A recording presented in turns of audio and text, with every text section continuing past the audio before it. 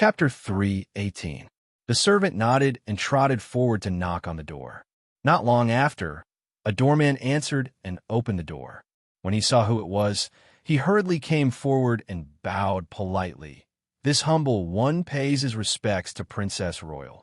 Li Helan slightly raised her chin and raised her long and narrow eyes slightly. She looked at the gilded plaque of Prince Zhongshuan's mansion on the lintel and asked softly without looking sideways, "Pass a message to Wang Yi that I'm here." The doorman bowed and said, "Princess Royal, our Wang Yi is not in the mansion." "Not in?" Li Helan's voice was neither fast nor slow. No one could tell whether she was happy or angry, but her majestic aura could not be ignored. The doorman lowered his head and knelt on the ground, saying, "Wang Yi said that he went to keep an appointment and left early in the morning." "Appointment? Whose appointment?" Li Helan glanced at the doorman. The doorman said, "How would this humble one know about such things?" Li Helan slightly raised the corners of her mouth and said, "Then I'll gradually meet old madam and old madam." As she spoke, she walked inside. The doorman did not dare to stop her. He only complained inwardly and hurriedly chased after her. At this time, Su Weiji had already received the news. After thinking for a while, she simply came out to greet Li Helan and bowed. "Greetings to Princess Royal." Li Helan saw that the person who stopped her was an elder with a scholarly appearance. She guessed that this person was most likely the steward of the mansion. A smile appeared on her beautiful face, and her voice was gentle as she said, "No need for formalities. I heard that your Wang Yi is not in the mansion. I've been here twice and haven't been able to see him. Today, I can only disturb the elders in the mansion." Su Weiji discreetly sized up Li Helan's expression, then quickly lowered her eyes and said, "Yes, it's really unfortunate today. Wang Yi has an appointment with a friend outside. Old Master, Old Madam, and Old Madam are also very bored these days and went out early in the morning. The masters in the mansion are not at home." Ever since the news of Anyang Princess Royal's marriage with Ji Ziyu spread, she had visited twice. Considering the past and Anyang's feelings for Pang Xiao, it was easy to guess why she came. Wang Yi avoided her and had no reason to let her see the elders. Princess Royal had a noble status. When Old Master, Old Madam, and Old Madam saw her, did they have to kneel down and kowtow to listen to her lecture? Su Weiji didn't dare to make the old man feel awkward, so he might as well not see him. Hearing this, Li Helan's face flushed red with anger. "Not at home. They're not at home. Are they really not at home, or are they hiding from me?" Su Weiji politely bowed with a smile on her face. "Princess Royal, please forgive me. I didn't know you were coming today. It just so happens that the masters are not at home." She hinted that the Princess Royal didn't even send an invitation when she came and just came to block her. Li Helan was ashamed and angry. She was so angry that she almost turned around and left. She wanted to send an invitation, but she knew Pang Zhao's personality. She would avoid her even more if she saw an invitation. She could only meet her if she made a surprise attack. Could it be that Pang Zhao cared about her face? Thinking that she was already engaged to Ji Ziyu, she didn't care about the past between them. Thinking about Pang Zhao's personality, Li Helan felt that this was very likely.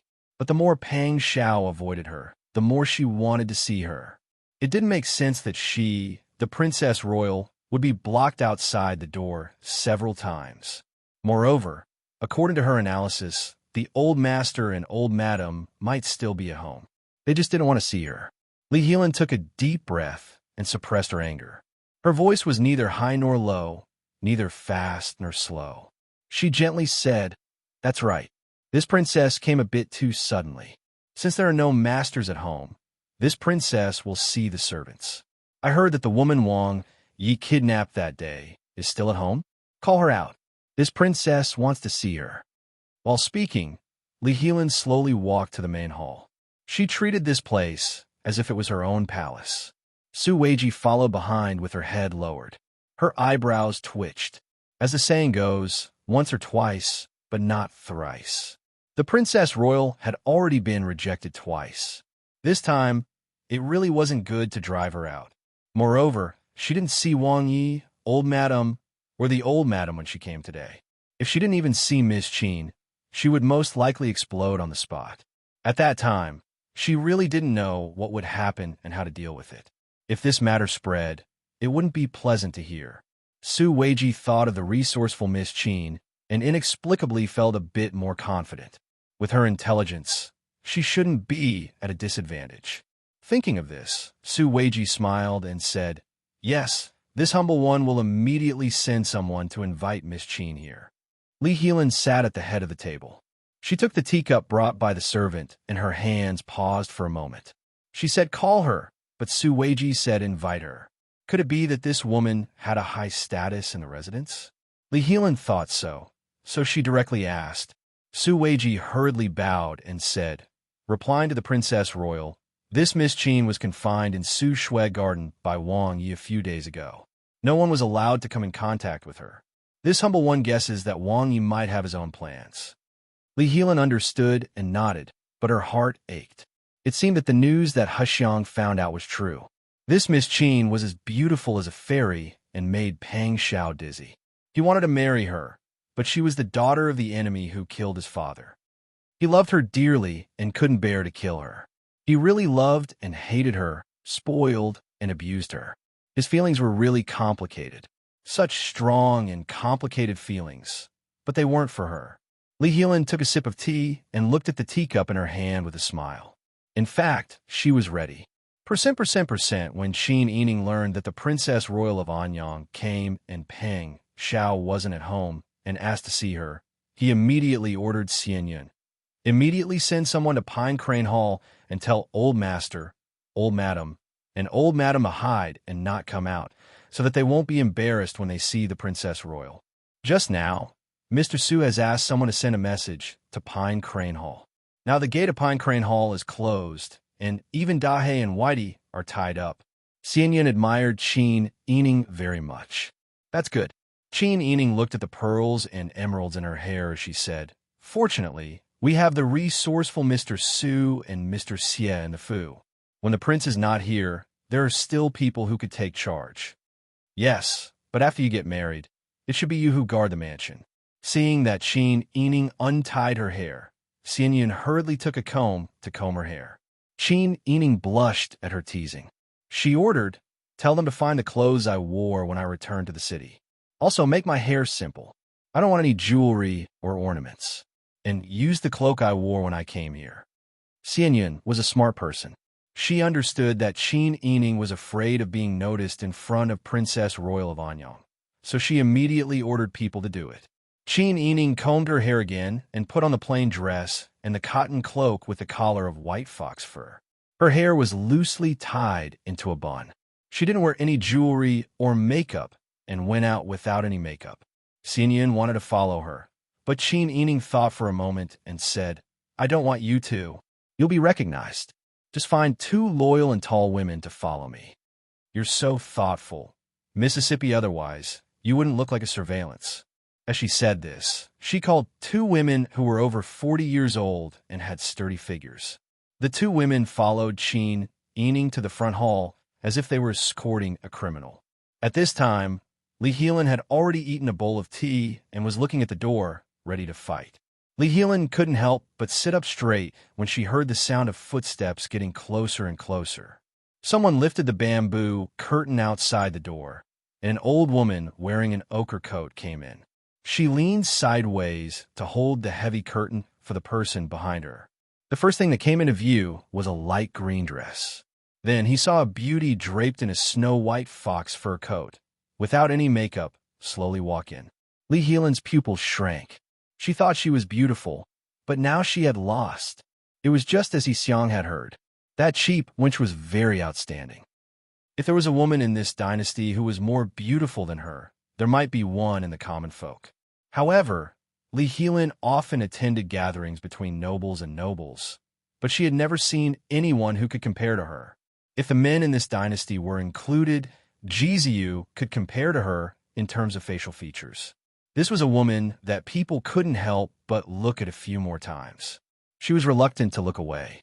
Her actions were generous and gentle, but she was naturally charming. The jealousy in Li Helan's heart was about to burst out. Her hands that were holding the armrest behind her gradually tightened. However, the smile on her face was gentle and intimate. She blinked her long eyelashes and looked at Qin Yining with 3 parts curiosity and 7 parts amazement. Her expression was perfectly controlled and made people feel comfortable.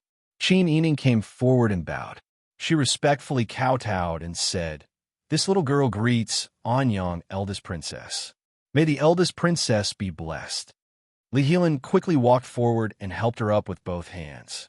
She took Qin Yining's hand and said with a smile, "There is no need to be so polite.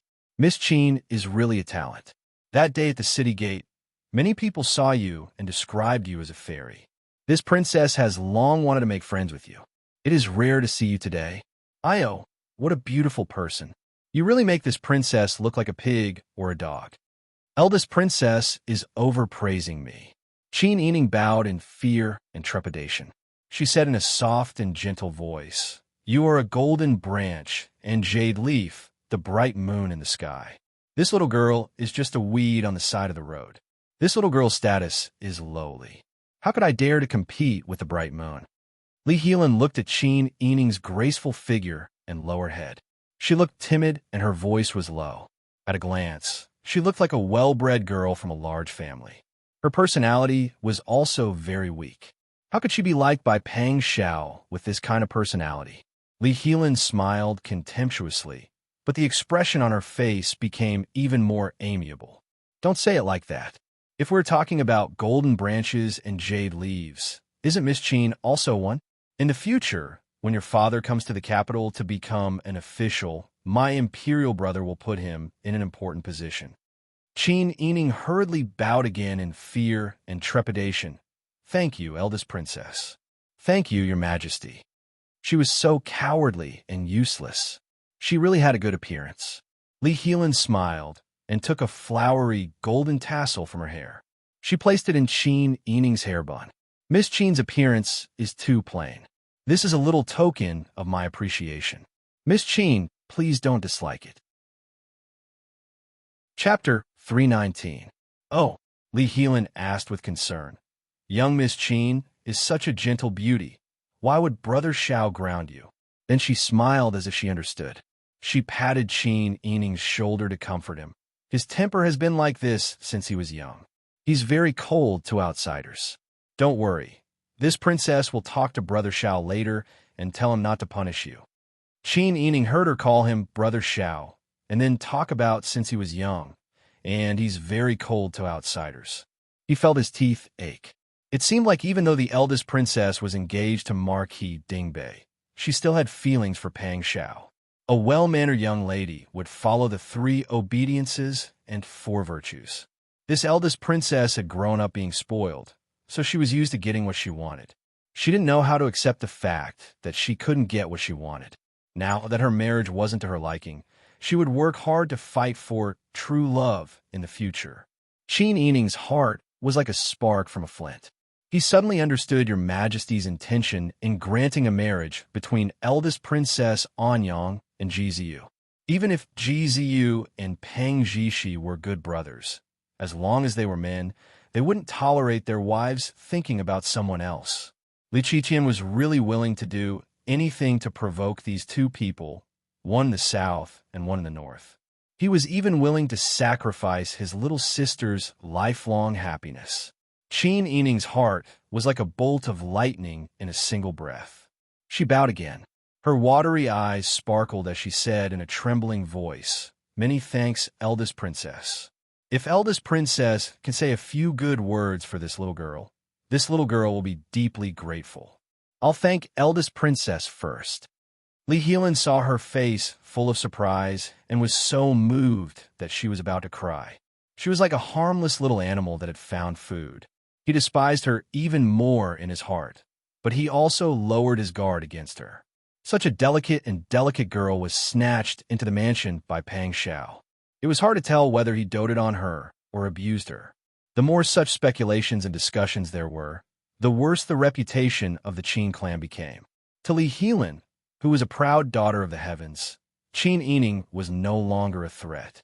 Li Helan was too lazy to pay attention to people who posed no threat to him. He felt that it was a waste of time to talk to Qin Yining. However, Li Helan wasn't a brainless idiot. The eldest princess' noble status didn't allow her to be too impolite. Therefore, Li Helan held Qin Yining's hand and carefully instructed him on the trivial matters of life. She once again promised that she would plead for Qin Yining and that he could look for her if he needed anything.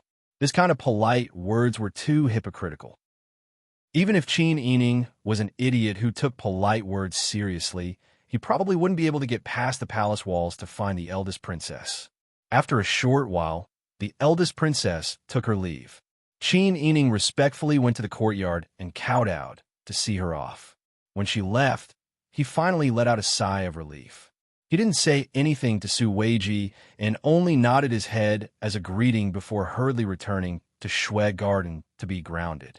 In the carriage, Li Helan had a mocking smile on her lips as she closed her eyes to rest. The head palace maid He Xiang was gently massaging Li Helan's legs while sizing up her master's expression. She softly said, "That Miss Qin is indeed a top-notch beauty. It's a pity that her character is too low." "HM?" Li Helan lazily opened her eyes. He Xiang said, "As soon as she appeared, she seduced Wang Yi out of character and even tried to snatch him in public. Rumors have already spread that Wang Yi is a hero who can't resist the charms of a beauty. Such a calm and steady hero was actually seduced by the Qin clan to the point where he doesn't care about his reputation. He's truly a hero with a short temper." He Xiang's voice was very gentle, and she spoke slowly. Her tone was so soft that it was impossible for people to dislike her. Moreover, Li Helan, who was raised in the depths of the palace, was also very willing to listen to the gossip outside. However, today's rumors made her feel very uncomfortable. Li Helan's finger, which was wearing a pure gold armor, poked the handkerchief in her hand and said casually, "She has a beautiful appearance. However, as a woman, it's also a mistake to be too beautiful." Hearing this, He Xiang asked curiously, "Doesn't Princess Royal think that the Qin clan is deliberately seducing Wang Yi? She doesn't have the initiative in this matter. She's just a weak woman. What can she do? Princess Royal is just too kind." He Xiang's tone was indignant as she said, "In terms of appearance, Princess Royal is comparable to her.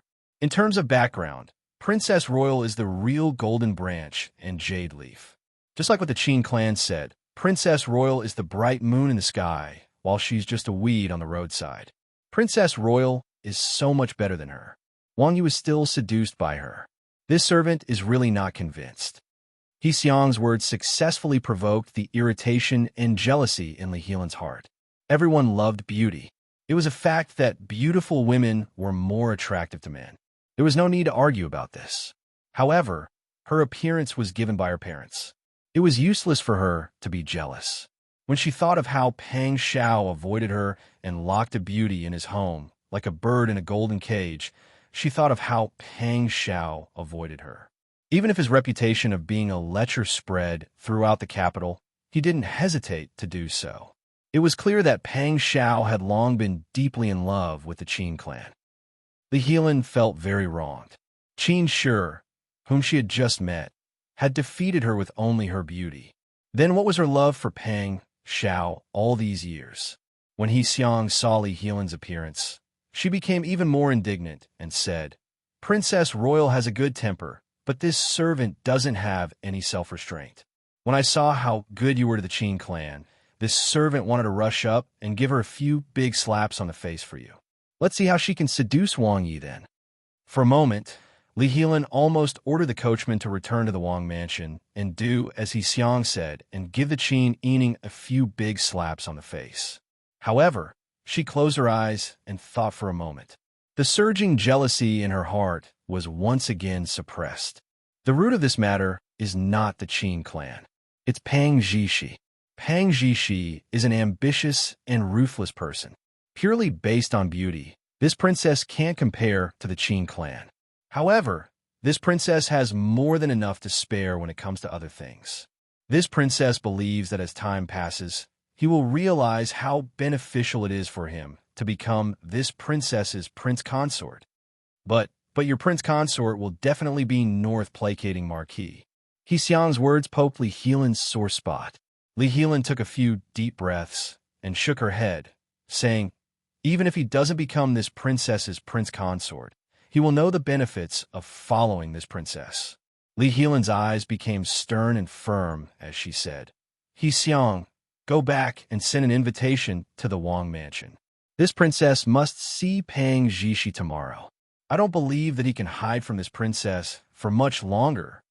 Yes, He Xiang respectfully replied. She could finally breathe a sigh of relief.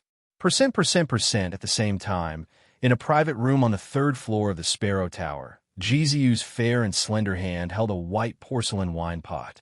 He stretched out his arm and poured a cup of wine for Pang Xiao. Pang Xiao's lips curled into a smile. He raised his cup and drank it in one gulp. When Jiziu saw him like this, he couldn't help but smile. He also raised his head and drank his own wine. Chapter 320.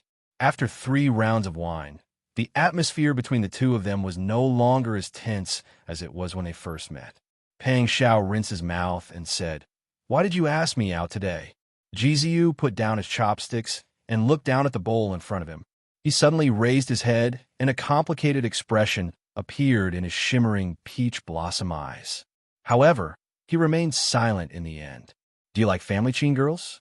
Pang Xiao didn't expect him to ask this question so directly. Thinking about the rumors, he didn't want to hide some things from Jiziu.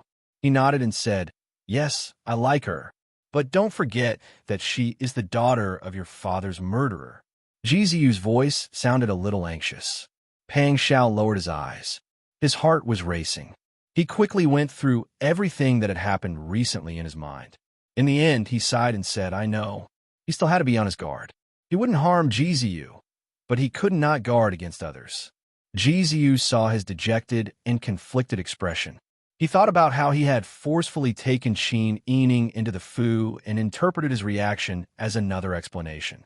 He could somewhat understand his complicated feelings. Forget it. Since you like her, it's fine to keep her by your side to serve you in the future. How old is she? She wasn't involved in what happened back then. It's not her fault. Moreover, wasn't she traded away and left in the wilderness? If she wasn't lucky, she wouldn't have lived to this day. Just take it that the suffering she went through back then has already offset her sins. You're a hero. There's no reason for you to lose your temper because of a little girl. In the future, you should stop doing things like forcefully taking a girl and possibly ruining your reputation. Jiziu's voice was low and his tone was calm. However, every word he said was filled with concern for Pang Xiao. Outsiders only knew that Jiziu was a cold-hearted, emotionless ice cube who kept people at a distance. However, Pang Xiao knew that although this person did not usually speak much, he was never stingy with his words. After all, they were sworn brothers. Their many years of brotherhood were not something that could be erased so easily. All right, although Pang Xiao couldn't explain the details to Jiziu, it didn't stop him from understanding Jiziu's good intentions. Seeing his smile, Jiziu also smiled faintly. Then he sighed and said, That day, I was reckless and rushed into the ranks of the surrendered officials. At that time, I didn't know that you had feelings for the Qin clan. I didn't expect you to rescue them. This is mine, not mine. Fortunately, she's fine, and so are you. Otherwise, I'd definitely regret it to death. The matter of Pang Xiao's rescue had already been deemed as nonsense. Zhou Jinwei had already paid a painful price for his several memorials and his actions of teasing His Majesty. Pang Xiao had completely removed himself from this matter. Pang Xiao laughed heartily at Jiziu. This is all thanks to Master Zhou. I didn't do much. Jiziu raised his eyebrows. Oh, Pang Xiao didn't continue this topic.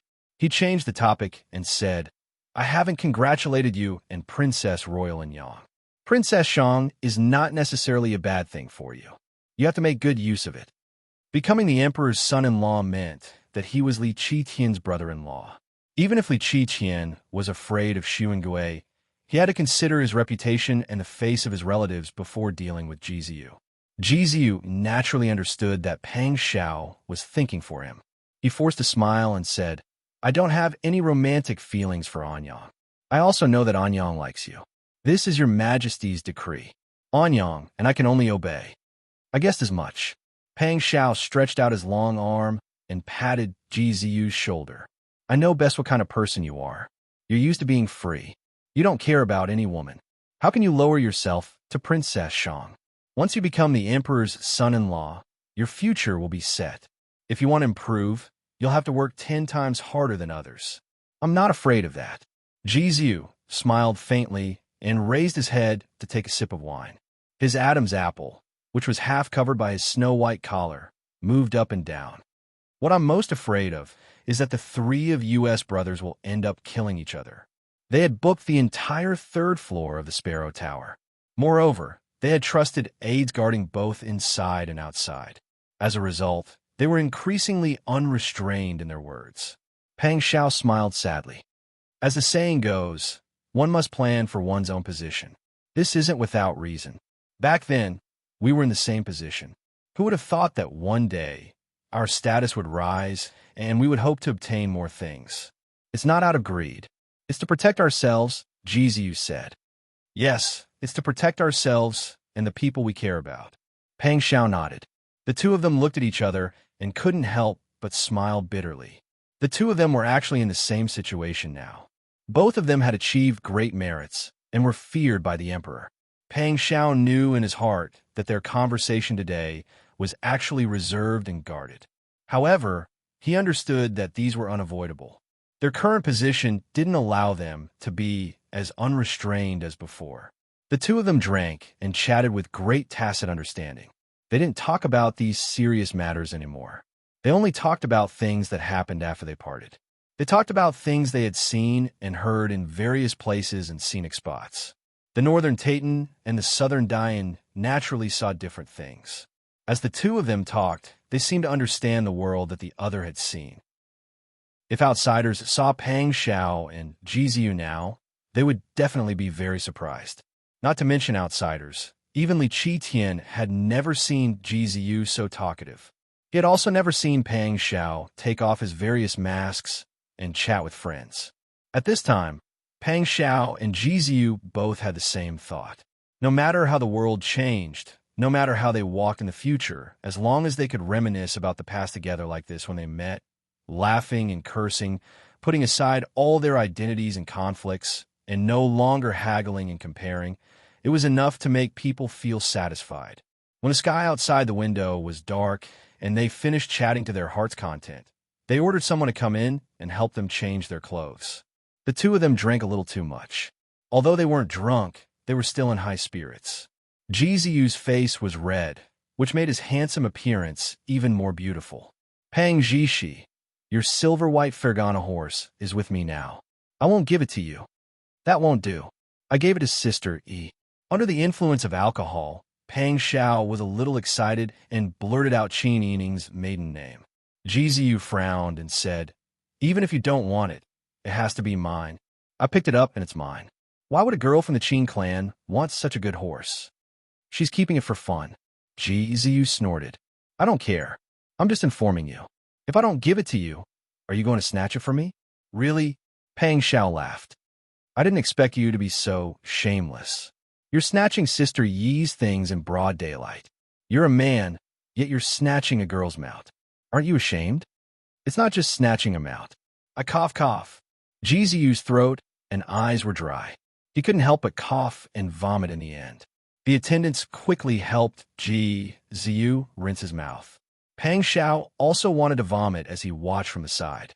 Ji Ziyu waved his hand at Pang Xiao without looking up. Pang Xiao said, I'll find you for a drink another day. I'll go back first. Ji Ziyu nodded silently. Chapter 321. On the way back, it was snowing heavily and the sky was already dark. Therefore, Pang Xiao and Hu Zi simply galloped on their horses and returned to the Wang mansion before the clock struck midnight. Pang Xiao strode in quickly with a horsewhip in his hand and asked casually, What's going on in the mansion today? The doorman followed with his head down and immediately said, Anyang's eldest princess came again today. Oh, Pang Xiao paused and asked, What did she come for? She said she wanted to see you. I said you weren't here, and the eldest princess refused to leave. Later, Mr. Su came out to deal with her. I don't know what happened. You did well. Pang Xiao patted the young doorman's shoulder and said, It's cold. Wear more clothes to be careful of catching a cold. The doorman immediately laughed with joy and said loudly, Yes. Thank you, Wang Yi. Pang Xiao nodded and told Huzi, Please ask Mr. Su and Mr. Xie to wait for me in the study. I'll go to Pine Crane Hall first. Yes. Huzi bowed and left. Pang Xiao strode quickly through the Chihuahua gate and went straight to Pine Crane Hall. As soon as he arrived at the gate, Dahe and Whitey ran out and circled around him, wagging their tails vigorously. Pang Xiao stroked Dahe and Whitey a few times and entered the gate. Zhao Kun, the housekeeper's wife of the Yao clan, came up with a smile and said, Wang Yi really came back. Have you eaten? Yes. As he spoke, he went up the stairs. The maidservants lifted the warm curtains and pushed open the door for him. After Pang Xiao entered, he threw his cloak and horsewhip to Sun He, the head maidservant of the Yao clan, and quickly walked into the side room. Yao Chengu was sitting cross-legged on the Kong bed, smoking a cigarette.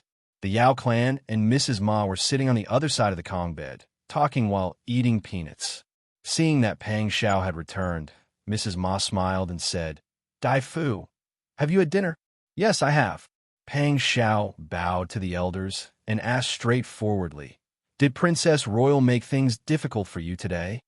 Yao Chengu's lips curled up with a tobacco pipe in his mouth. He smacked his lips unhurriedly and said no. Masher said straightforwardly, Don't worry. As soon as he heard that the eldest princess came, Sir Su immediately ordered people to tell us to close the door and pretend that we weren't here. Not long after, the person next to Lass came to give her another round of instructions. If you ask me, there's nothing to be afraid of. Could it be that she's going to eat people? Mother, the Grand Princess is a noble lady. Mr. Su and Sister Yi are just afraid that we will be wronged when we meet the Grand Princess. What grievances? What can a Grand Princess do to an old woman like me? Now that she's in power, she's different from before. Really? Yao Chengu casually knocked his pipe on the edge of the Kong a few times and said, The Grand Princess is a member of the imperial family. As for us, we are Dai Fu's maternal grandparents and mother. When the Grand Princess sees our Dai Fu, she likes him very much and wants to marry into our family. But I heard that the Grand Princess has already been betrothed to the Marquis of Dingbei. She must have come with emotions. Sir Su and the family Qin Lass are afraid that the Grand Princess will be the first to eat, which will make us feel wronged. Mrs. Ma thought it through and nodded. She turned to Pang Xiao and said, Didn't the Grand Princess learn a lot of rules in the palace? Could it be that she deliberately came to make things difficult for us? The Yao clan smiled and said, Mother, if the Grand Princess doesn't make things difficult for us and is polite to us when she sees us, even if we treat her with respect, it's hard to guarantee that the Grand Princess won't secretly think that we neglected her, so it's best not to meet her. Pang Xiao sat on the edge of the Kong and listened to the discussion of his family. He knew that the elders didn't suffer any losses, so he was really relieved. Mrs. Ma smiled and said to Pang Xiao, Kid, you have a good eye. Sir Su and Sir Xie can see the things around you clearly. That's their duty as counselors, but Lass can also see it so clearly. She has talent and looks.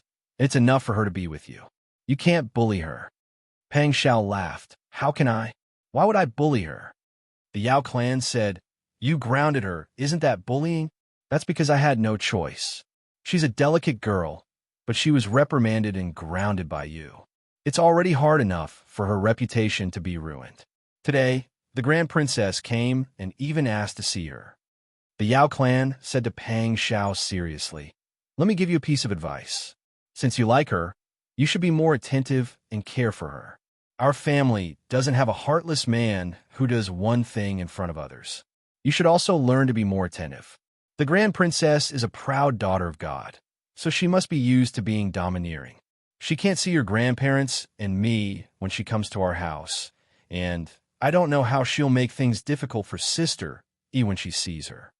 Hearing this, Pang Xiao completely understood what happened today. He actually only cared about the elderly and forgot about Qin Yining. Pang Xiao felt extremely guilty.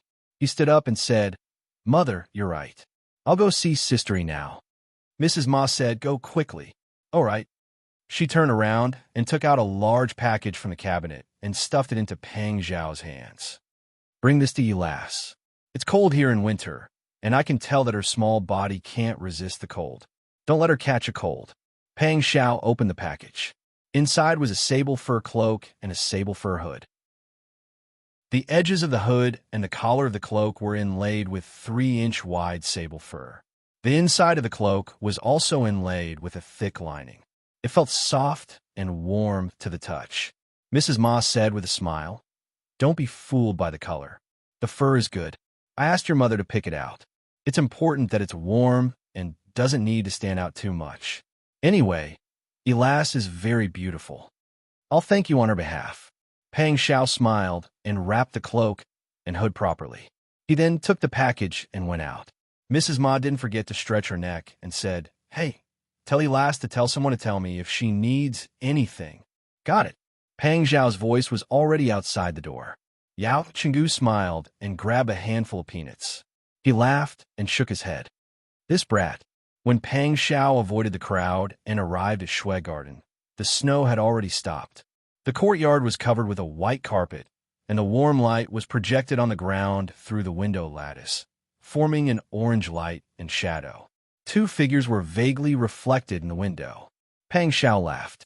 The feeling that someone was waiting for him to go home made him feel unprecedentedly at ease. There were old women walking around in the courtyard. When they saw Pang Xiao standing at the door with a package, they hurriedly bowed. The greeting alarmed the people in the room. Soon, Xian Yun lifted the warm curtain and said, "Wang Yi is back." Yes. Pang Xiao entered the door with the package. "Miss just ordered someone to prepare some hangover soup for you. She said that you would definitely drink wine at the banquet today. However, you guessed wrong. Wang Yi doesn't look drunk." Qin Yining's laughter came from the room. "Even if he isn't drunk, he must have drunk wine. You'd better drink some hangover soup. It's good for your health." Pang Xiao entered the room with a smile and said, "Drink some. It's all prepared. It'll be a waste if you don't drink it. What are you doing?" Qin Yining was leaning against a big pillow. There were 3 silk lamps on the Kong cabinet and the Kong table, and he was doing needlework with the light. "I'm making a warm hat for old madam." Pang Xiao smiled. "You miss Grandma, and she also misses you. She was afraid that you would be cold, so she specially asked my mother to buy this for you. Try it on." He put the big package on the Kong and showed Qin Yining what was inside. Qin Yining put down the needle and thread, stroked the smooth mink fur with his white hands, and held it in his arms. He said, "It's so warm. Old madam and old madam are so considerate. Please thank them for me." "What are you thanking them for?" "They really think that you're my wife." Pang Xiao looked at her porcelain white, face pressed against the dark cloak under the light. She was as cute as a little kitten. He couldn't help but stretch out his arms to hold Qin Yining in his arms and bury his face in her shoulder. "Sister E, you're so kind." In front of the door, Xian Yun was about to bring in the hangover soup. Seeing this, she hurriedly retreated. Qin Yining blushed and hugged Pang Xiao's neck. "What's wrong? You've been wrong today." Pang Xiao smiled and kissed her forehead. Qin Yining shook his head. "What's there to be wronged about? The Princess Royal didn't make things difficult for me. I just needed to be humble and not offend her. I'm familiar with dealing with this kind of thing." Speaking of today's matter, Qin Yining sat up straight on his lap and said seriously, "I think your Majesty's intention to sow discord between you and Marquis Dingbei is very clear. You have to be more careful." Yes, Pang Xiao was a smart person. Qin Yining had already figured out what Li Helan was doing after interacting with Jiziyu. "Don't worry. I don't have any feelings for the Princess Royal. I won't give anyone a chance to attack me." "That's good." Qin Yining leaned on his shoulder and asked, "Is your Majesty still asking you to continue resting at home?" "Yes, but I think this kind of life won't last for long. Now that the surrendered officials of the Yin dynasty have arrived, it's time to reward them. Your Majesty keeps asking me to rest and recuperate. It's hard to convince the public." Qin Yining nodded. "In any case, you have to be careful. I think things are getting more and more complicated. You have to be more vigilant. Pang Xiao rubbed his chin against her forehead. You only care about me. Family Qin has already checked into the hotel today. Aren't you going to ask them? Ask what? Qin Yining said, my father and mother didn't come back. Old Madam brought my second uncle and third uncle to stay in the hotel. I believe they've already heard that I was forcefully taken into the residence by you. If they really care about me, they'll definitely come and find me first. If they don't, then it's good that both sides are at peace for the time being and don't interfere with each other. Hearing her tone, Pang Xiao knew that she didn't like Family Qin's Old Madam to the core. Qin Yining wasn't a saint after all.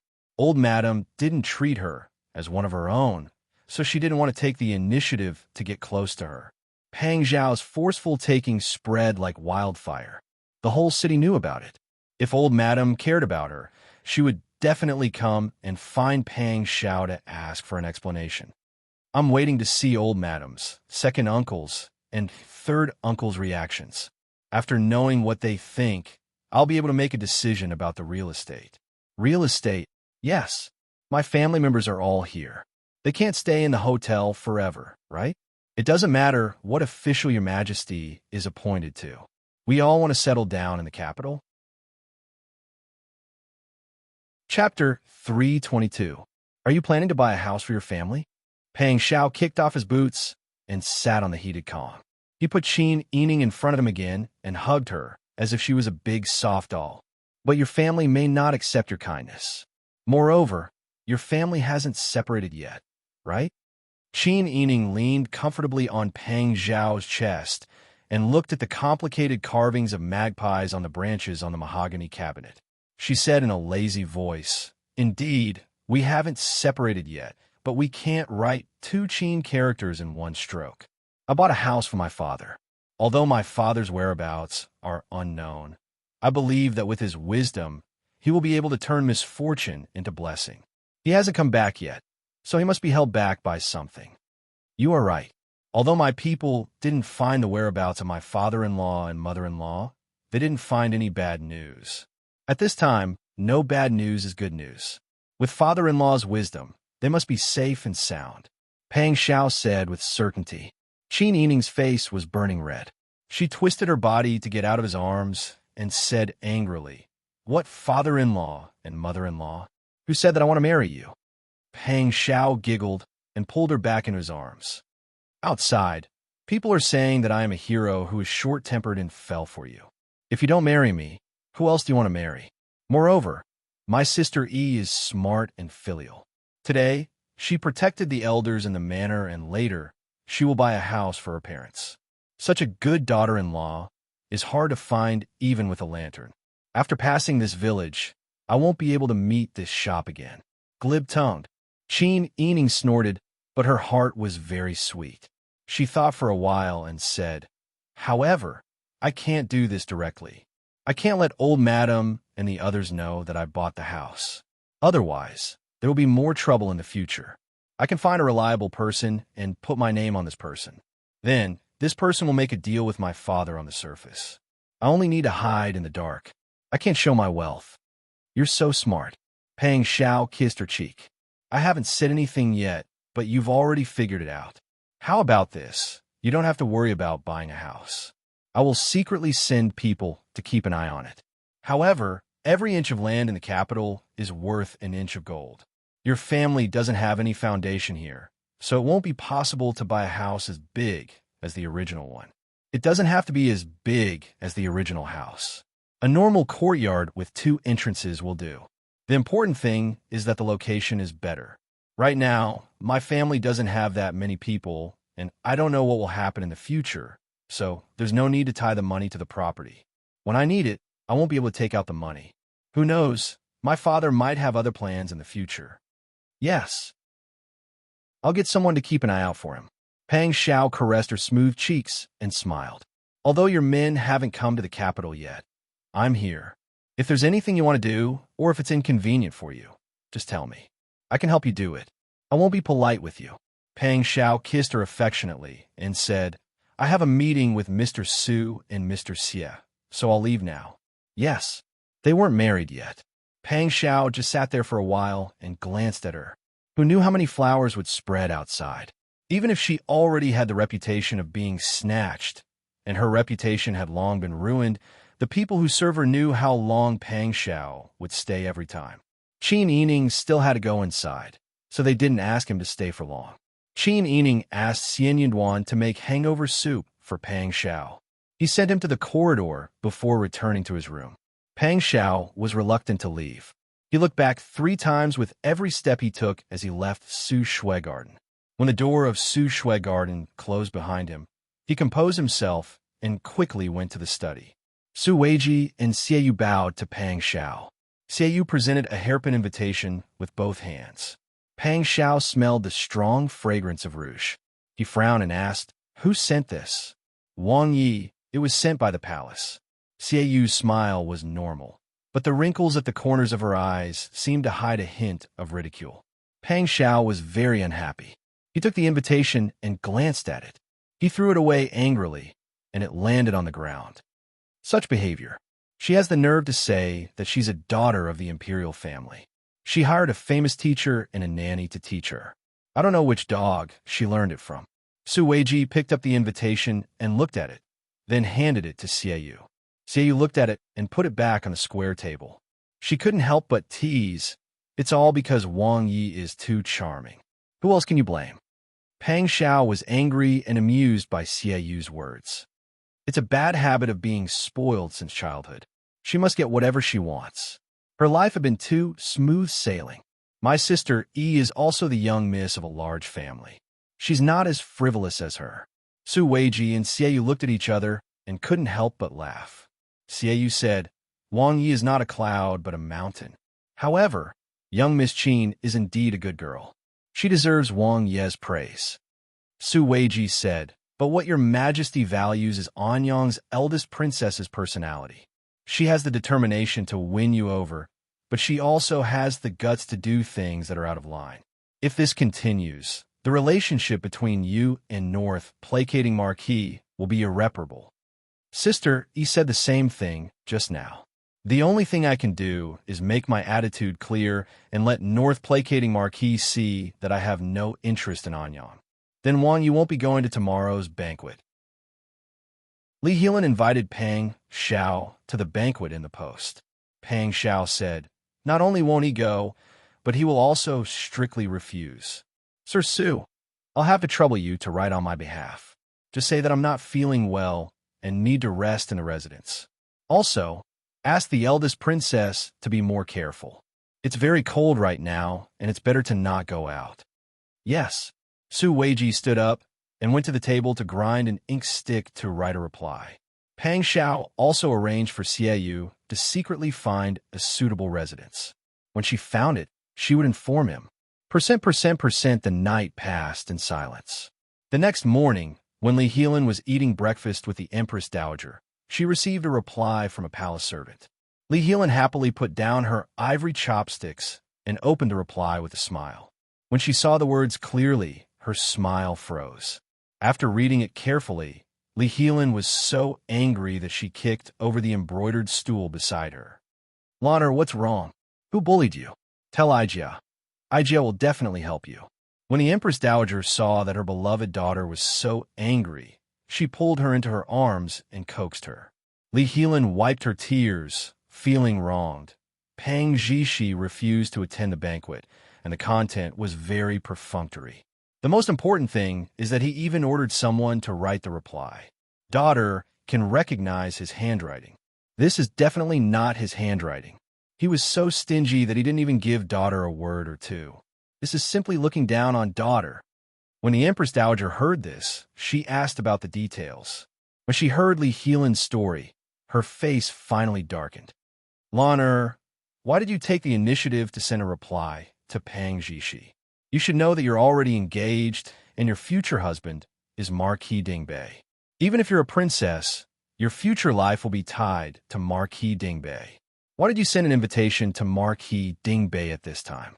Aren't you afraid of causing a misunderstanding?" "Misunderstanding? There's no misunderstanding at all. I like Pang Zhishi. Everyone in the world knows that. So what? Imperial brother wants me to marry Jilan, but I don't like Ji-Lan's personality at all. It's impossible for us to get along. Imperial brother is now the emperor, so he doesn't care about me anymore." Li Helan sobbed, feeling wronged. She hugged the Empress Dowager's arm and cried.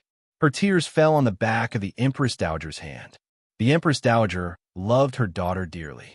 However, she also knew that since the emperor had issued a decree and announced it to the world, this marriage could not be changed.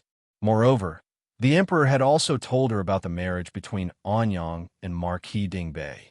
She also felt that the young man was not bad. Therefore, the Empress Dowager's face darkened and she reprimanded. "Shut up. It's all because Aijia has spoiled you. You've learned the rules for so many years. How can you not know that marriage is decided by your parents? Imperial mother, why don't you think about me at all? Back then, if you didn't always say that Pang Zhishi and I were a match made in heaven and that I would marry Pang Zhishi when I grew up, what would I do? Do you think I have any special feelings for him? You were the ones who instilled this idea in me, so I took it seriously. I always thought about him and wanted to marry him when I grew up. But now, you overruled the past with a single sentence and even blamed everything on me. What crimes have I committed?" Li Helan's resentment came from the bottom of her heart. She had been holding it in for a long time. She only dared to cry in front of her mother. She was not stupid. Although she didn't know what her imperial brother wanted to do, Li Helan understood that her marriage was related to the political affairs of the imperial court and could not be changed. The more she knew that the current situation could not be changed because of her wishes, the more anxious and unconvinced she was. Pang Xiao refused to go to the appointment and even ordered someone to reply with a letter that appeared to be concerned about her health, but was actually reminding her to go out less. It really hurt her heart and hurt her self-esteem. Thinking that she might not have a chance with Pang Xiao in this life, Li Helan simply lay in the Empress Dowager's arms and cried loudly. "Ah, what's wrong?" Right at this time, Li Qiqian's voice suddenly came from outside the hall. Li Helan's crying stopped abruptly. Because she was too nervous, she even hiccuped. "The Emperor is here." The Empress Dowager glared at Li Helan, who was still sobbing, then turned to Li Qiqian and said with a smile, "Have you eaten breakfast?" Li Qiqian stepped forward and bowed to the Empress Dowager. She said with a smile, "I've already eaten. Today, the ministers are on break, so Zhen wanted to take advantage of the time to visit Imperial Mother." Then she turned to Li Helan. "Lan why are you crying so sadly? Who bullied you?" Li Helan wanted to say, "You bullied me," but she didn't dare to be impudent in front of Li Qiqian. She could only shake her head. Li Qiqian saw the reply from the corner of his eyes. He frowned and said, "Who gave you this letter?" Li Helan was so shocked that she almost jumped up. She hurriedly put the letter away. "No one. A girl wrote it for fun. Does Imperial Brother want to know the content?" Chapter 323. Li Helan heard this, and 2 more streams of tears fell. She really wanted to grab Li Qiqian's hand and ask him, "Is what you said true? Will you really protect me no matter what happens? If you really want to protect me, then marry me off to Pang Zhishi." But Li Helan was not a brainless and rash person. Although she could be a bit arrogant in front of her mother, when she saw Li Qiqian, she still knew her limits. Ever since her older brother ascended the throne, their relationship could not be the same as before. They were no longer brother and sister of an ordinary family. He was the emperor, and she was the sister of an official. To put it bluntly, her life's happiness was built on her older brother's favor. A single word from Li Qiqian could determine her happiness or misfortune, life or death. So even if she was dissatisfied in her heart, she could only grit her teeth and bury her thoughts deep inside. In front of Li Qiqian, she could only be an obedient little sister. "Royal brother," Lan knows. "It's just a small matter, it's nothing. With royal brother favoring Lan who would dare bully me?" When Li Qiqian heard this, he couldn't help rubbing Li Helan's head. In the end, this little sister was his only little sister. He had indeed used this matter to his advantage. Forget it. He could confirm that Li Helan had already contacted Pang Xiao, so he could forget about it. He couldn't ask Li Helan, a woman, to have the same political stance as him. Your royal sister-in-law made a new set of hair ornaments a few days ago. This one thought it was pretty good, so I had her make one for you. Remember to wear it later. You are the eldest princess, a golden branch and jade leaf. Don't mistreat yourself just to save money. Even if the national treasury is not rich, this one can still support you. As he spoke, he tapped her nose. Was this because he felt guilty and wanted to make up for it in material terms? Lee Heelan secretly sighed in her heart. She happily smiled and bowed. Many thanks, royal brother. Many thanks, royal sister-in-law. We're family. There's no need to thank us. Li Qitian was infected by Lee Heelan's smile, and his mood improved a lot. He turned to chat with the Empress Dowager. The Empress Dowager relied on the Emperor, so she listened to Li Qitian's words and would cater to Li Qitian's mood. She was a smart woman.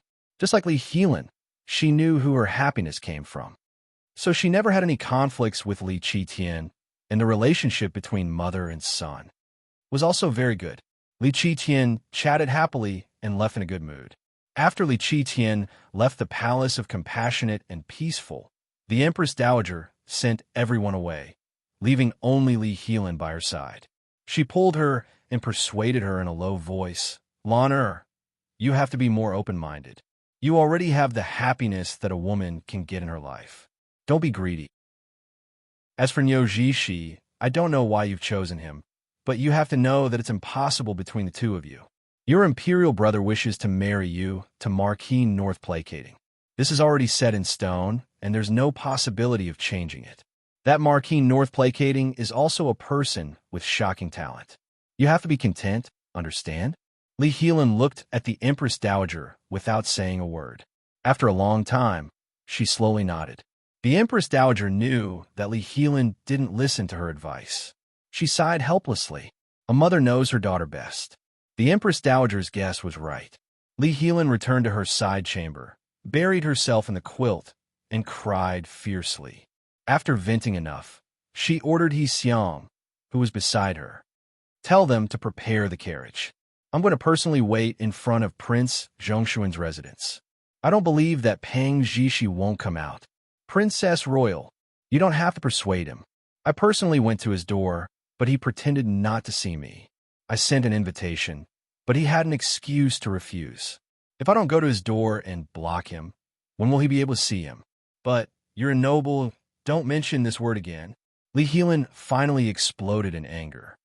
Just because I'm a noble, I can't hang my happiness and future on the person I like. If you don't even give me a chance to fight, I'd rather not be a noble. He Xiang seemed to be scared by Lee Heelan's roar.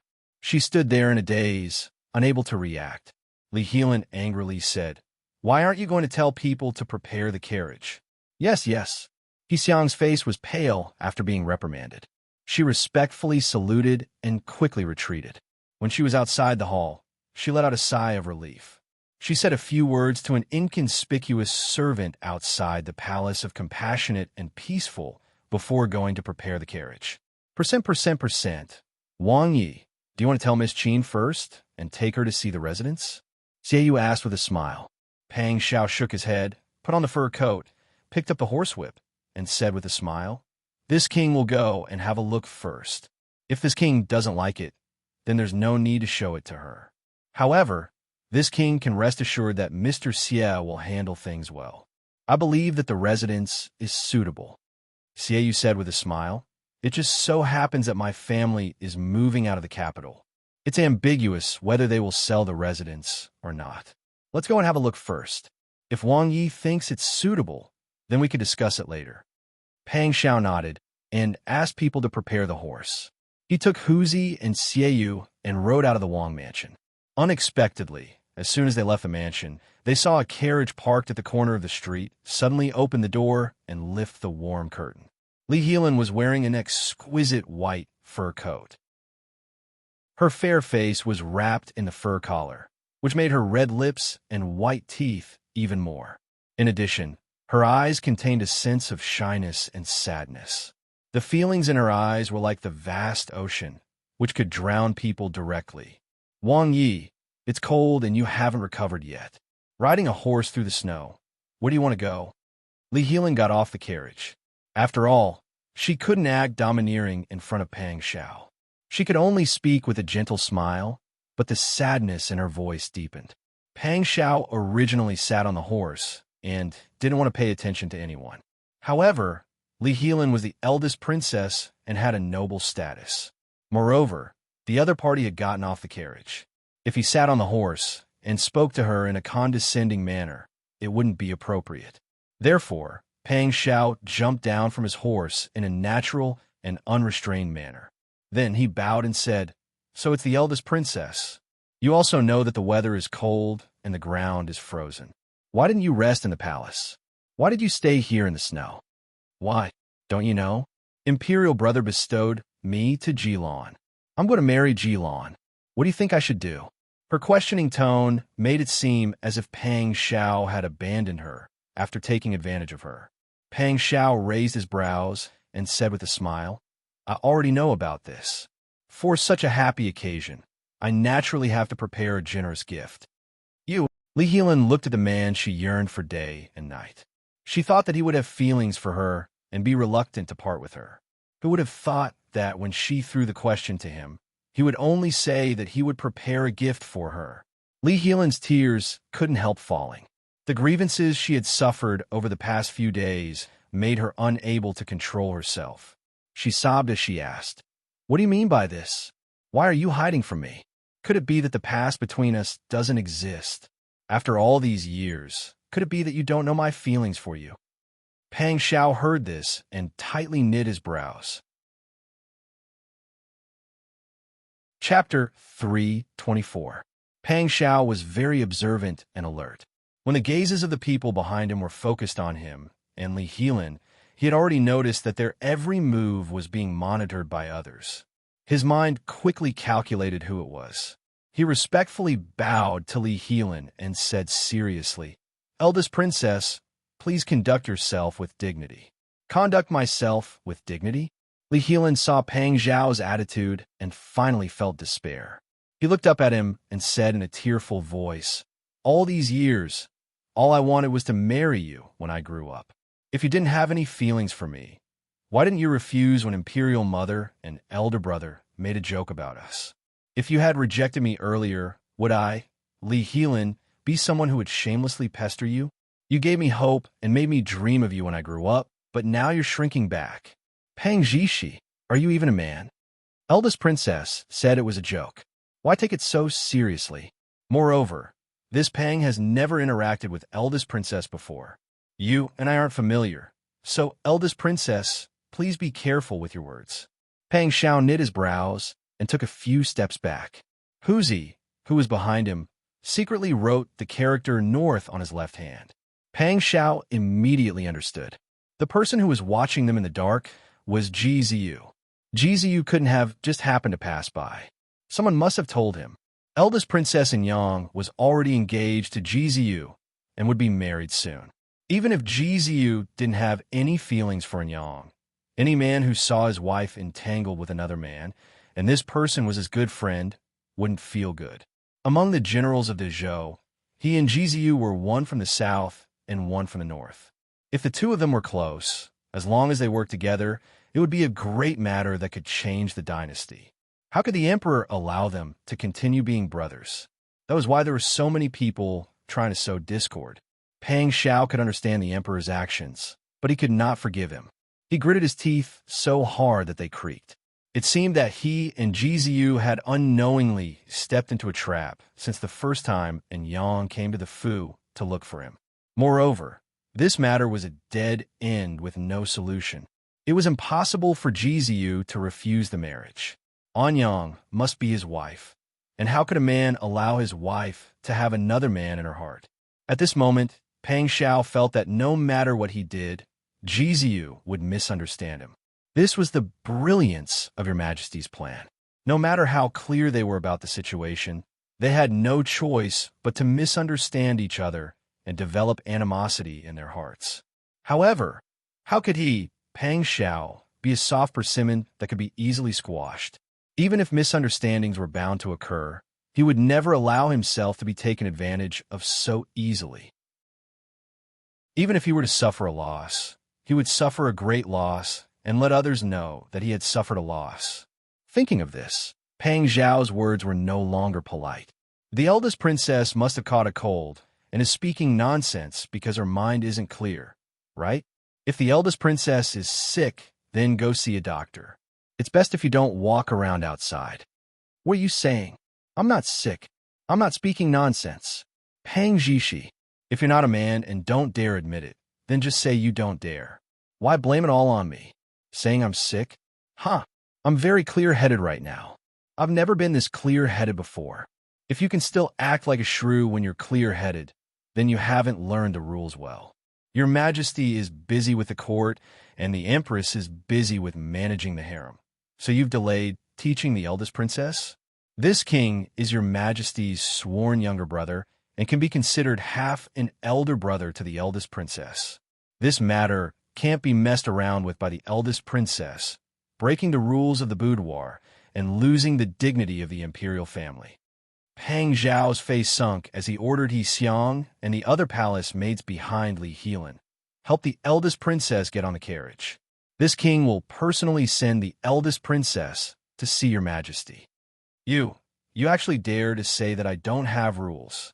You have rules. Pang Zhao gave a cold laugh. Haven't you seen a well-mannered girl with rules who doesn't care about the face of her future husband's family and acts like a shrew in the middle of the street?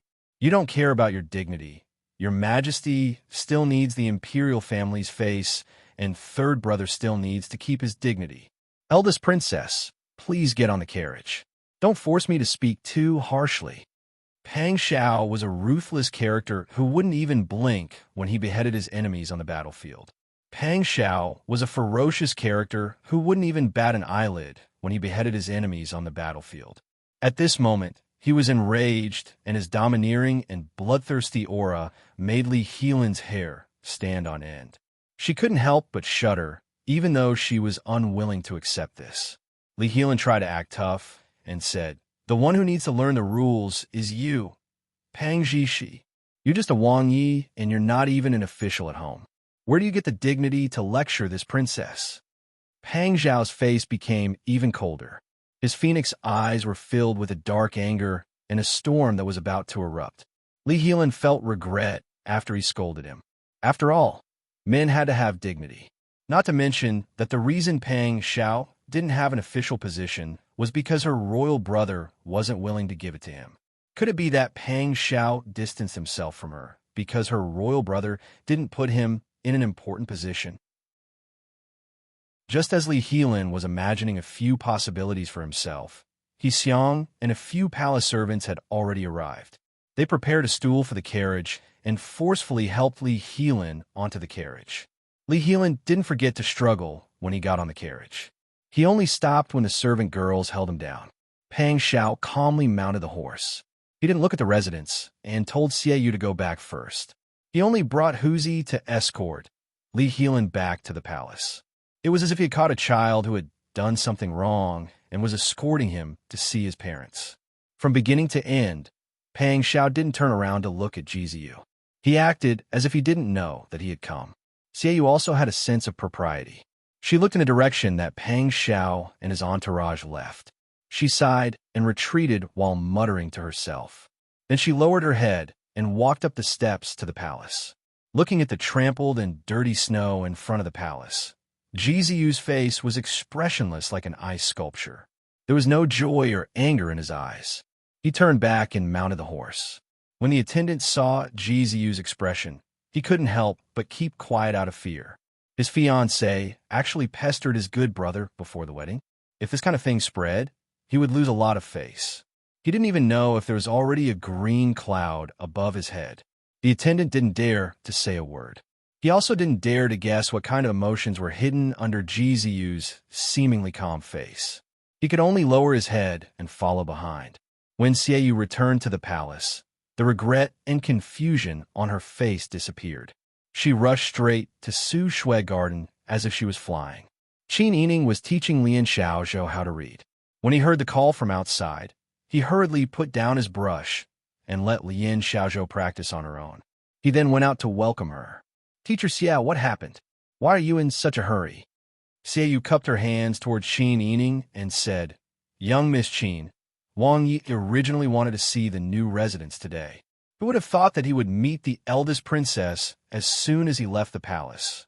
Xiaoyu told Qin Yining in detail about what had happened in front of the palace. Finally, she said, North placating Marquis was hiding in the corner at the time and saw everything clearly. I don't know what he's thinking. Wang Yi cleverly considered himself as a foster brother. Right now, he's escorting the eldest princess back to the palace to see your majesty. Qin Yining frowned and thought for a moment. He then smiled and shook his head. You don't have to worry. Wang Yi should be able to safely escape from this matter. Your majesty won't do anything to Wang Yi. Oh, Xiaoyu asked, why do you say that? Because Wang Yi kept you in the palace, and this matter happened in public. It's too easy to find a witness. If the eldest princess of Anyang doesn't want to be known as a dissolute woman and tarnish the dignity of the imperial family, your majesty can't pursue this matter. Even if he's questioned by Wang Yi, your majesty will only push the blame to the eldest princess and properly educate the eldest princess. Xiaoyu smiled and nodded. You're right. Your majesty is really unscrupulous in order to sow discord between Wang Yi and North placating Marquis. It's no wonder that Wang Yi has something on them. Your majesty cares a lot about his reputation and will never allow this matter to spread. However, it's not easy to deal with North placating Marquis. When Xiaoyu said this, she helplessly shook her head and sighed. Your majesty's plan is meticulous. The original intention of this matter was to create animosity between Wang Yi and North placating Marquis. Perhaps this goal has already been achieved. An emperor's heart is truly unfathomable. When he truly sits in that position, in order to protect what he has, it's hard to guarantee that he won't lose some things. Qin Yining slowly walked to the window and pondered for a moment before saying, right now, we can only hope that North placating Marquis is a sensible person. North placating Marquis is extremely intelligent. It's impossible that he doesn't know that your majesty deliberately let him see this. Xiaoyu said, but even so, as a man, he will never tolerate this kind of thing. This is your majesty's brilliance. Qin Yining nodded in agreement. He only felt that Pang Zhao's current situation was truly very difficult. In the past, when they were in Dian, Pang Zhao looked so glorious, but in reality, he was being roasted on a fire, and it wasn't just a fire. If she wanted to be together with Pang Zhao and live a very peaceful life, then she had to do her best to scheme for him. She couldn't relax for even a moment. Mississippi, at this moment, a maidservant's voice came from outside the door. What is it? Qin Yining walked to the door and lifted the warm curtain. Xian Yun bowed in the corridor and said, Miss, someone outside said that Matriarch Qin and Second Madam Qin have come to visit. They also brought your 3 maidservants. Qin Yining was stunned and turned to look at Xiaoyu. Xiaoyu was also very surprised. I already knew that people from your residence had arrived at the guest house, but I didn't hear any news. I didn't expect that they would actually come today. Qin Yining pondered for a moment and said, I'll have to trouble Sir Xie to visit my grandmother and second aunt on my behalf. Tell them that I've been grounded by Wang Yi and it's inconvenient for me to go out. My 3 maidservants are Bing Tang, Qiu Lu, and Ji Yun. If their names match, I'll have to trouble Sir Xie to bring them to see me. Miss, you don't plan to see the matriarch of your residence? Qin Yining shook his head and said, the matriarch is used to seeking only benefits. I want to see what she wants to do. Besides, I've been kidnapped by Wang Yi. How can I still move freely? Chapter 325. When Xiaoyu arrived at the front hall, she put on the airs of the Wang Fu's housekeeper. She raised her chin high and looked askance at old madam and second madam with a straight face. Is this the family Qin girl you're looking for? Old madam was wearing a cotton-padded jacket that was neither new nor old, and a brown cotton cloak was draped over her shoulders. When she saw Xiaoyu, who was dressed in brocade and had an arrogant expression on his face, she immediately stood up and curtsied. This must be the chief steward. This old one specially came to pick up my granddaughter. Second madam supported old madam on the side and also bowed.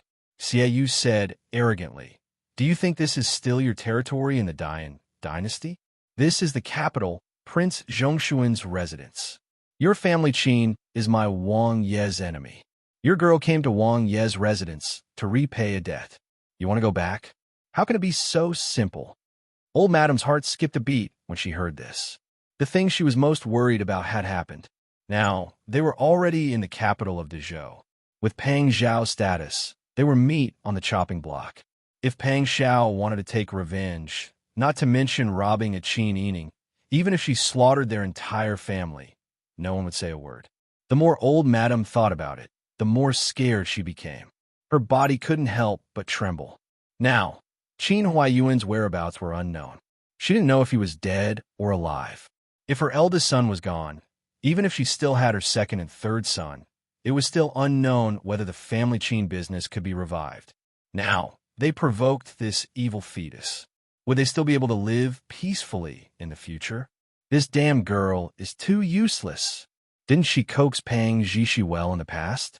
Why did she want to take revenge now? Old Madam cursed in her heart. She couldn't help sweating profusely and almost shed tears. Just as her mind was in a mess, Second Madam, who was holding her hand, gently pinched the back of her hand. Old Madam was brought back to her senses by the slight pain. She suddenly thought of the purpose of her visit today and felt even more uncertain. However, he still had to bite the bullet and say it. Otherwise, his family would have no way to survive. This is not appropriate. Our family's sister, Yi, is a proper young miss. How can you? Wang Yi, bring her back to the residence as you please. Even if there is some enmity between us, it's fine to take revenge in person.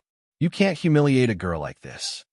Madame Dowager wiped the sweat off her forehead with her sleeve and said in a trembling voice, "Today, we must take Sister Yi away. Otherwise, even if we don't say anything, your Majesty won't agree." Xiaoyu carefully observed Old Madam's expression. He realized that the old woman's concern for her granddaughter was almost non-existent. Just now, when she heard Wang Yi talk about revenge, she even had a look of resentment. It was really sad to have such a grandmother. The old madam's nervousness and fear seemed to be directed at something else. When he heard her say, "Your Majesty won't agree," Xiaoyu was very suspicious and pretended to be angry. He said in a low voice, "You have such a big tone. You're just defeated soldiers who surrendered. You actually want to be big here? Your Majesty won't agree? Your Majesty doesn't even know who you are? Don't use this kind of excuse to scare people." Old Madam saw that the Wang estate's housekeeper was actually so arrogant. She had never suffered such a loss before. Moreover, if they couldn't take Qin Yining away today, they wouldn't be able to keep their lives.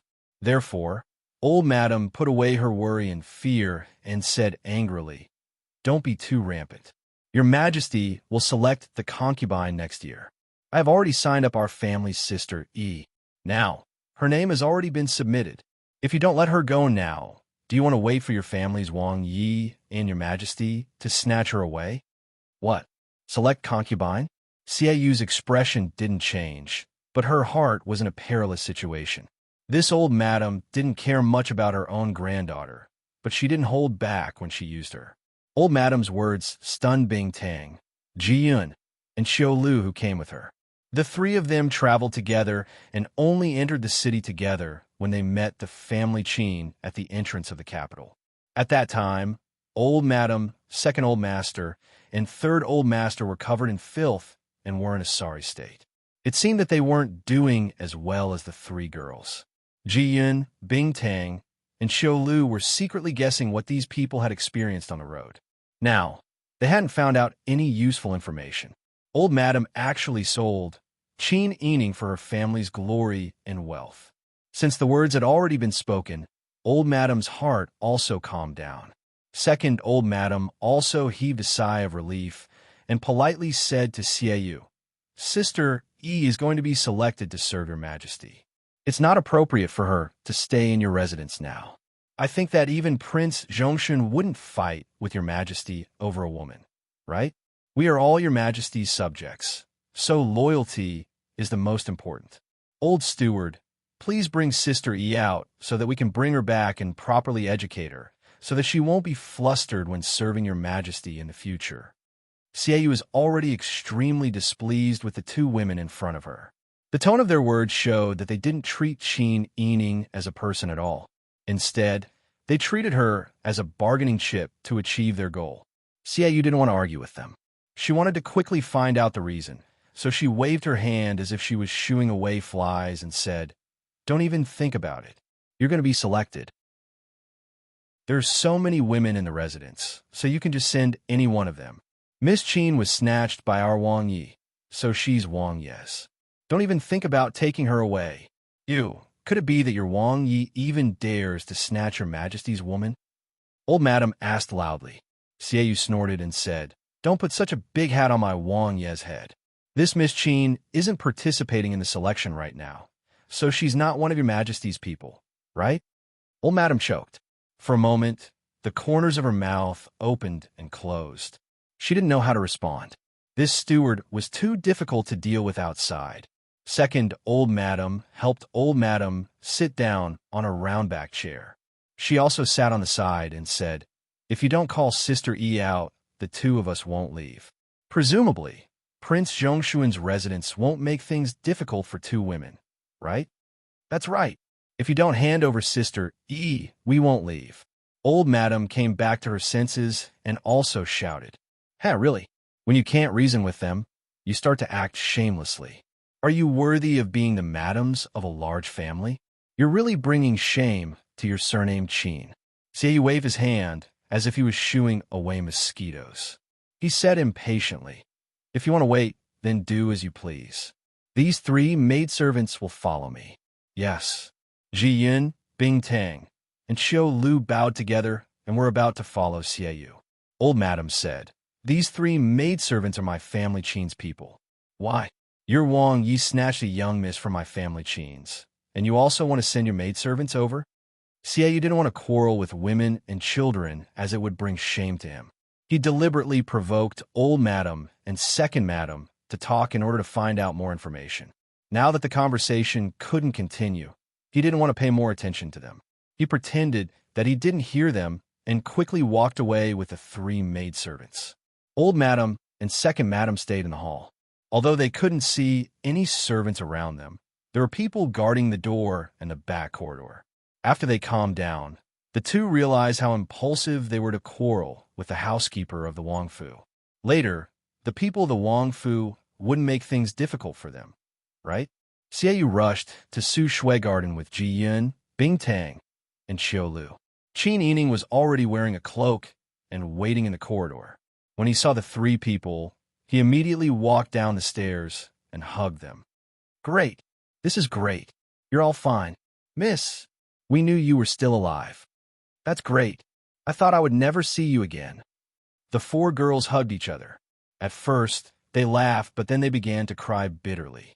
Xian Yun and Lian Xiaozhou, who were at the side, were stunned. Qin Yining finally calmed down. He wiped his tears and carefully examined the 3 of them. When he saw that they were only a little thinner and weren't injured, he finally relaxed. That day, the group was separated. "Were you traveling with Old Madam and the others?" Bing Tang shook his head. "We'll talk to you about this in detail later. Right now, there's something more important." "That's right," Xiaoyu said. "Miss Qin, Old Madam, and Second Madam of your Wangfu are here to take you back. They said that your Majesty has already turned the year and signed you up for the selection. They want to take you back to properly serve your Majesty. I've already warned them, but they're determined to take you back. Right now, the 2 of them are eating tea in the front. They're not even afraid of Wang Yi anymore." When Qin Yining heard this, he felt like he was struck by lightning. His ears were buzzing. "You're saying that my grandmother wants to send me into the palace?" Xiaoyu nodded. "Really? This was really unexpected, but within reason. Since her father was separated from Old Madam and the others, Old Madam would definitely find a way out for the stability of the family Qin. Sending a daughter into the palace was indeed a way to stabilize the family Qin's future. No, this idea might not have come from Old Madam. It was more likely the result of a discussion among all the family Qin members. It was really a good plan. They wanted to squeeze her dry and use her to the end before giving up.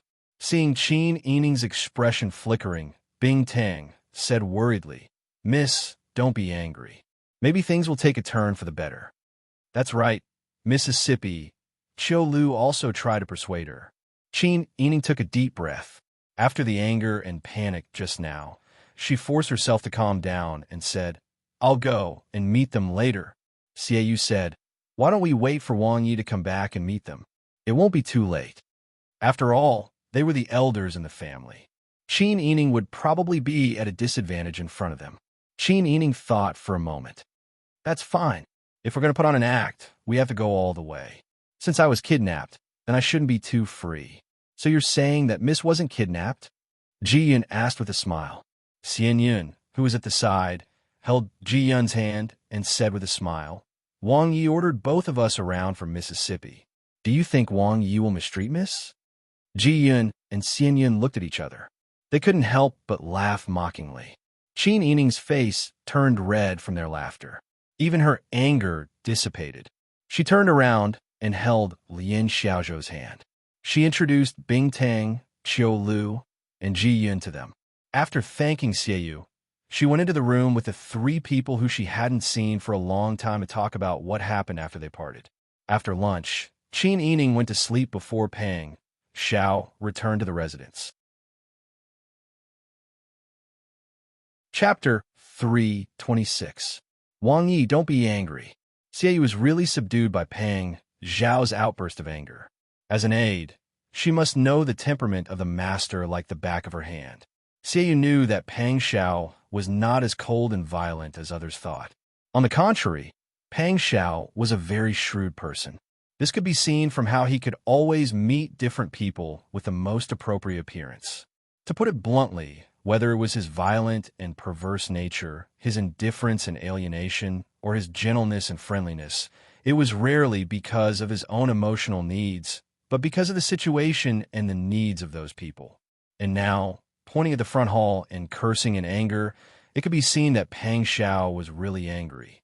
For a person who was good at enduring and rarely got angry to lose control of his emotions because of such a thing, it was enough to see the position of the family Qin girl in Pang Xiao's heart. Pang Xiao was so angry that his face and ears turned red. He pointed at the front hall and cursed.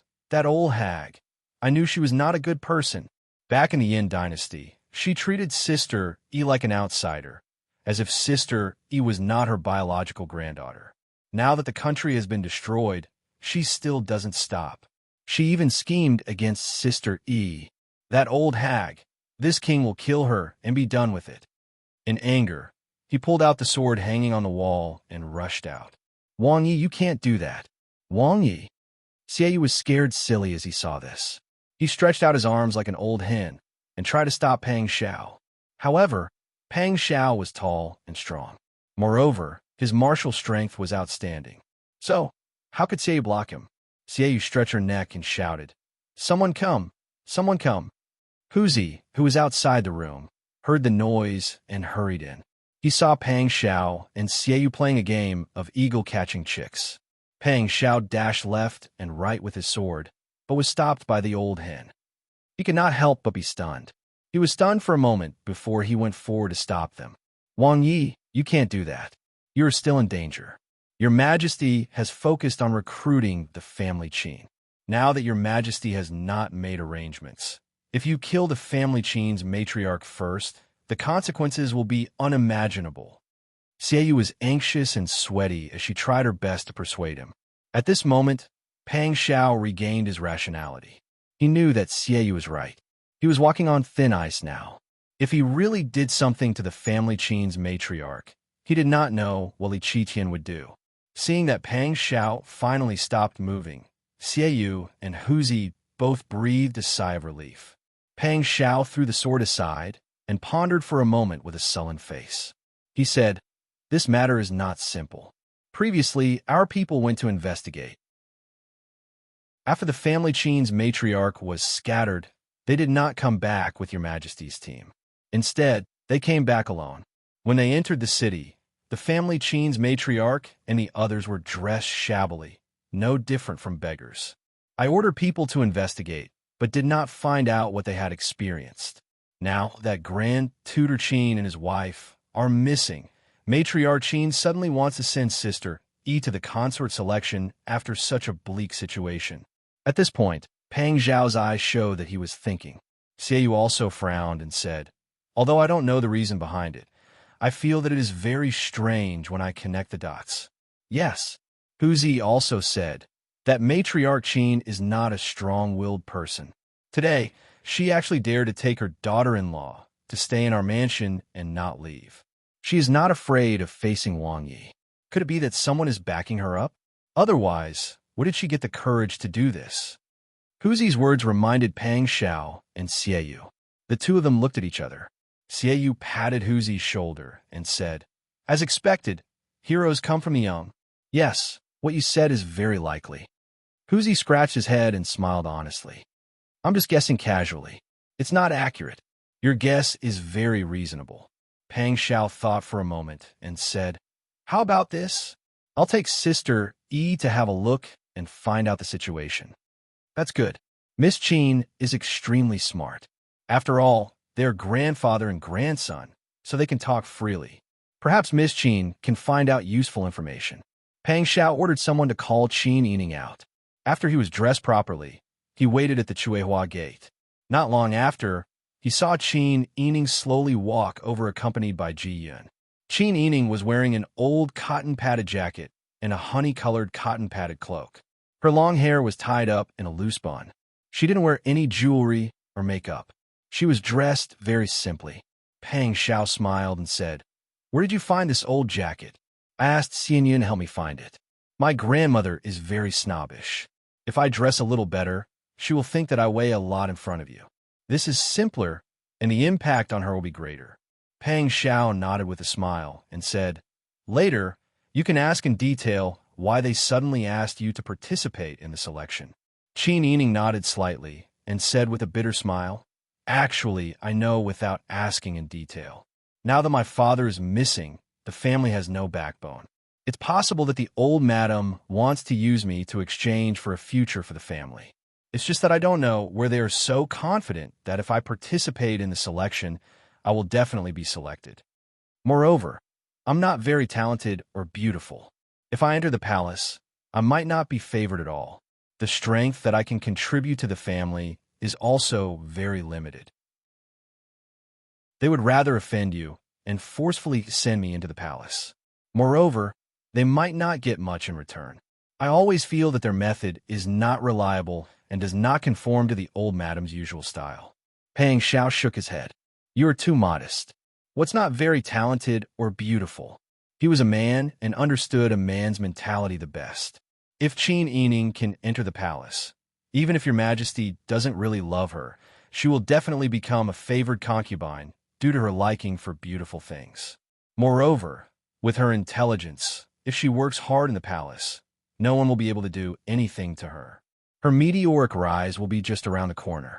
For a moment, Pang Xiao even felt that only the most honorable position in the world was worthy of her. However, she must be his and could only be his. As the two talked, they arrived at the front courtyard. Pang Xiao squeezed her hand that was hidden under the cloak.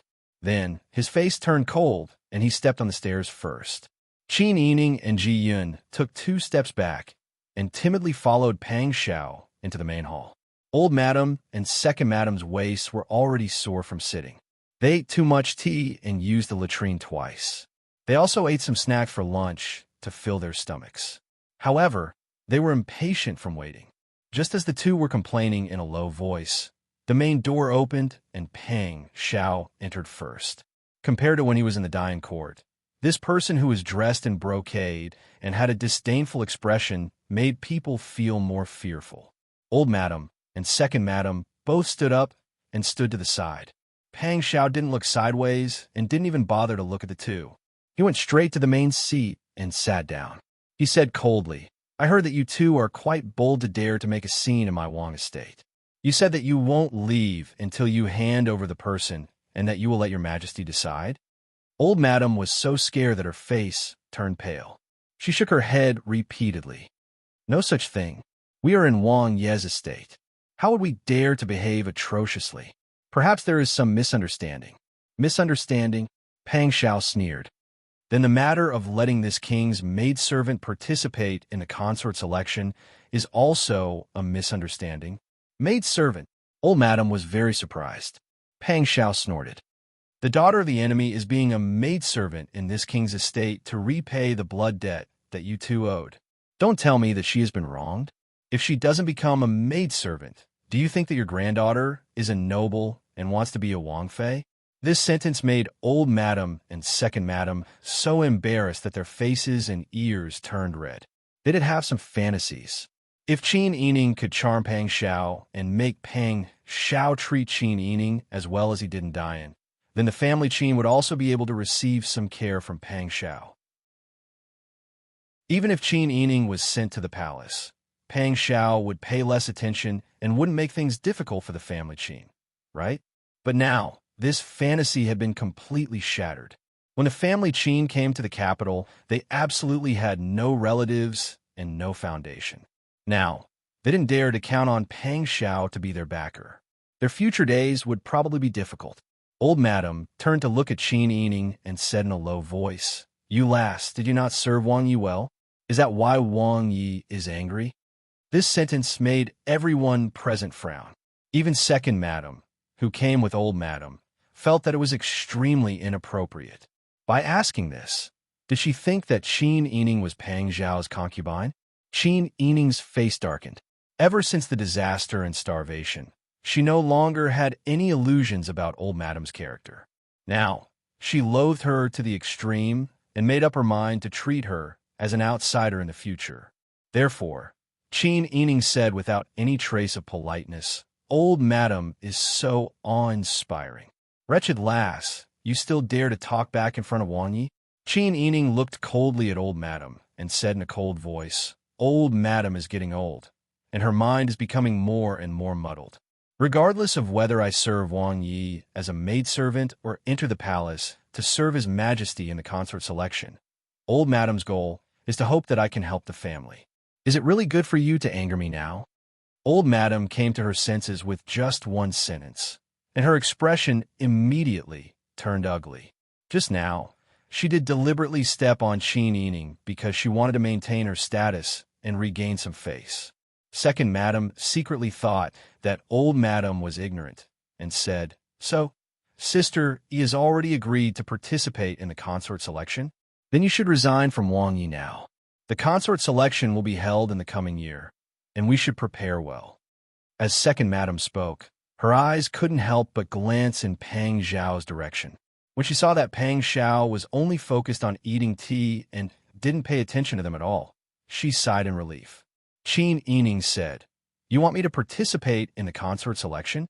Sure, but you have to tell me whose idea it was first. After our family was separated, how did you separate from my father? Where are my parents now?" Old Madam and Second Madam looked at each other, and Second Madam said, "Sister E, we'll talk about this when you return with us. Now is not the place to talk. If you don't explain it clearly, I won't go with you. Moreover, it's not up to me to decide whether I stay or go. You won't go?" Old Madam raised her voice again. "If you don't want to go, don't tell me you're willing to lower yourself and serve men here." Qin Yining stared coldly at Old Madam. If this person wasn't her father's mother, she really wanted to kick her out of the door. However, Pang Shao had already made a move. The lid of clear skies after a rain shattered at Old Madam's feet in the next moment. Chapter 327. How could Old Madam have thought that Pang Shao would actually want to hit her? She was already so old. If she was really hitting the Wang Fu, how could she go out and meet people? "You can't hit me." Old Madam stared at the servants of the Wang Fu who had rushed into the antechamber and shouted fiercely, "I'm the old lord of the Marquis of Anping's Fu. Let's see who dares to hit me." Although her voice was loud and clear, her panicked appearance of repeatedly retreating had already revealed her panic and fear. Second Madam was also abnormally nervous. She opened her arms to protect Old Madam behind her and looked at Qin Yining with a pleading gaze. Qin Yining frowned and didn't immediately speak. Su Weiji had already heard about Old Madam's temperament from Xieyu. She was very displeased with this kind of person who only cared about personal gains. She ridiculed. Marquis of Onping? I've never heard of him. Which dynasty's marquis is he? You. Old Madam choked and almost couldn't breathe. But the fear in her heart deepened. Yes, the Dayan country was destroyed. Her most promising son's life and death were unknown. She could no longer show off in front of Prince Zhongshuan. Old Madam was somewhat regretful. She shouldn't have been so impolite to Qin Yining just for a moment of pleasure. Otherwise, the situation wouldn't have become so embarrassing. What are you waiting for? Drag her out. Pang Xiao impatiently waved his hand. Su Weiji and Xie Yu were somewhat hesitant at this time. With Pang Xiao's current status and situation, he really shouldn't face old Madam directly. However, Wang Yi was currently in a fit of anger. If they tried to persuade Wang Yi, it would make others laugh at Wang Yi. It would make him seem like he was afraid of an old woman. While the two of them were hesitating, the servants came forward and dragged the Dowager Duchess out of the room. No. Old Madam was extremely scared. She wasn't just afraid of pain. Most importantly, she was afraid of losing face. She had always been the one to slap others. When had others ever slapped her? She was already so old. If she was dragged out to be slapped because she offended an influential person, she would really lose all her dignity for the rest of her life.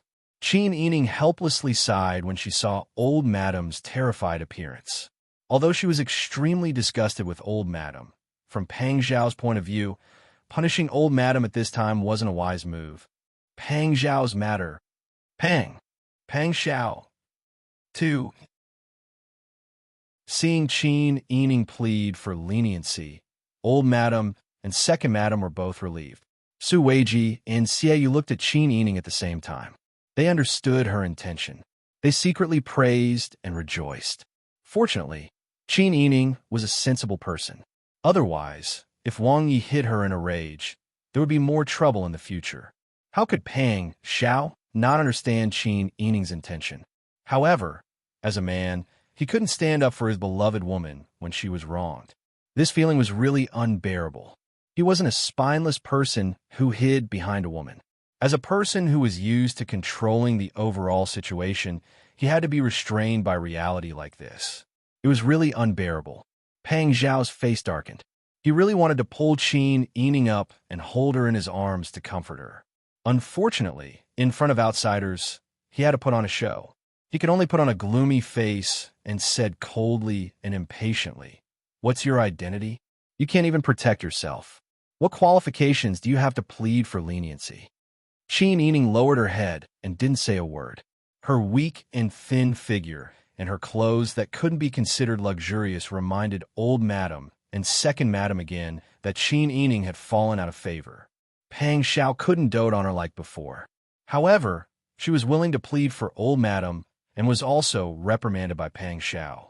This made Old Madam and Second Madam feel much better and less resentful towards her. Pang Xiao called Su Weiji over and whispered a few words in his ear. Su Weiji was stunned for a moment and then nodded. He turned around and said a few words to Huzi. Huzi's eyes lit up when he heard this.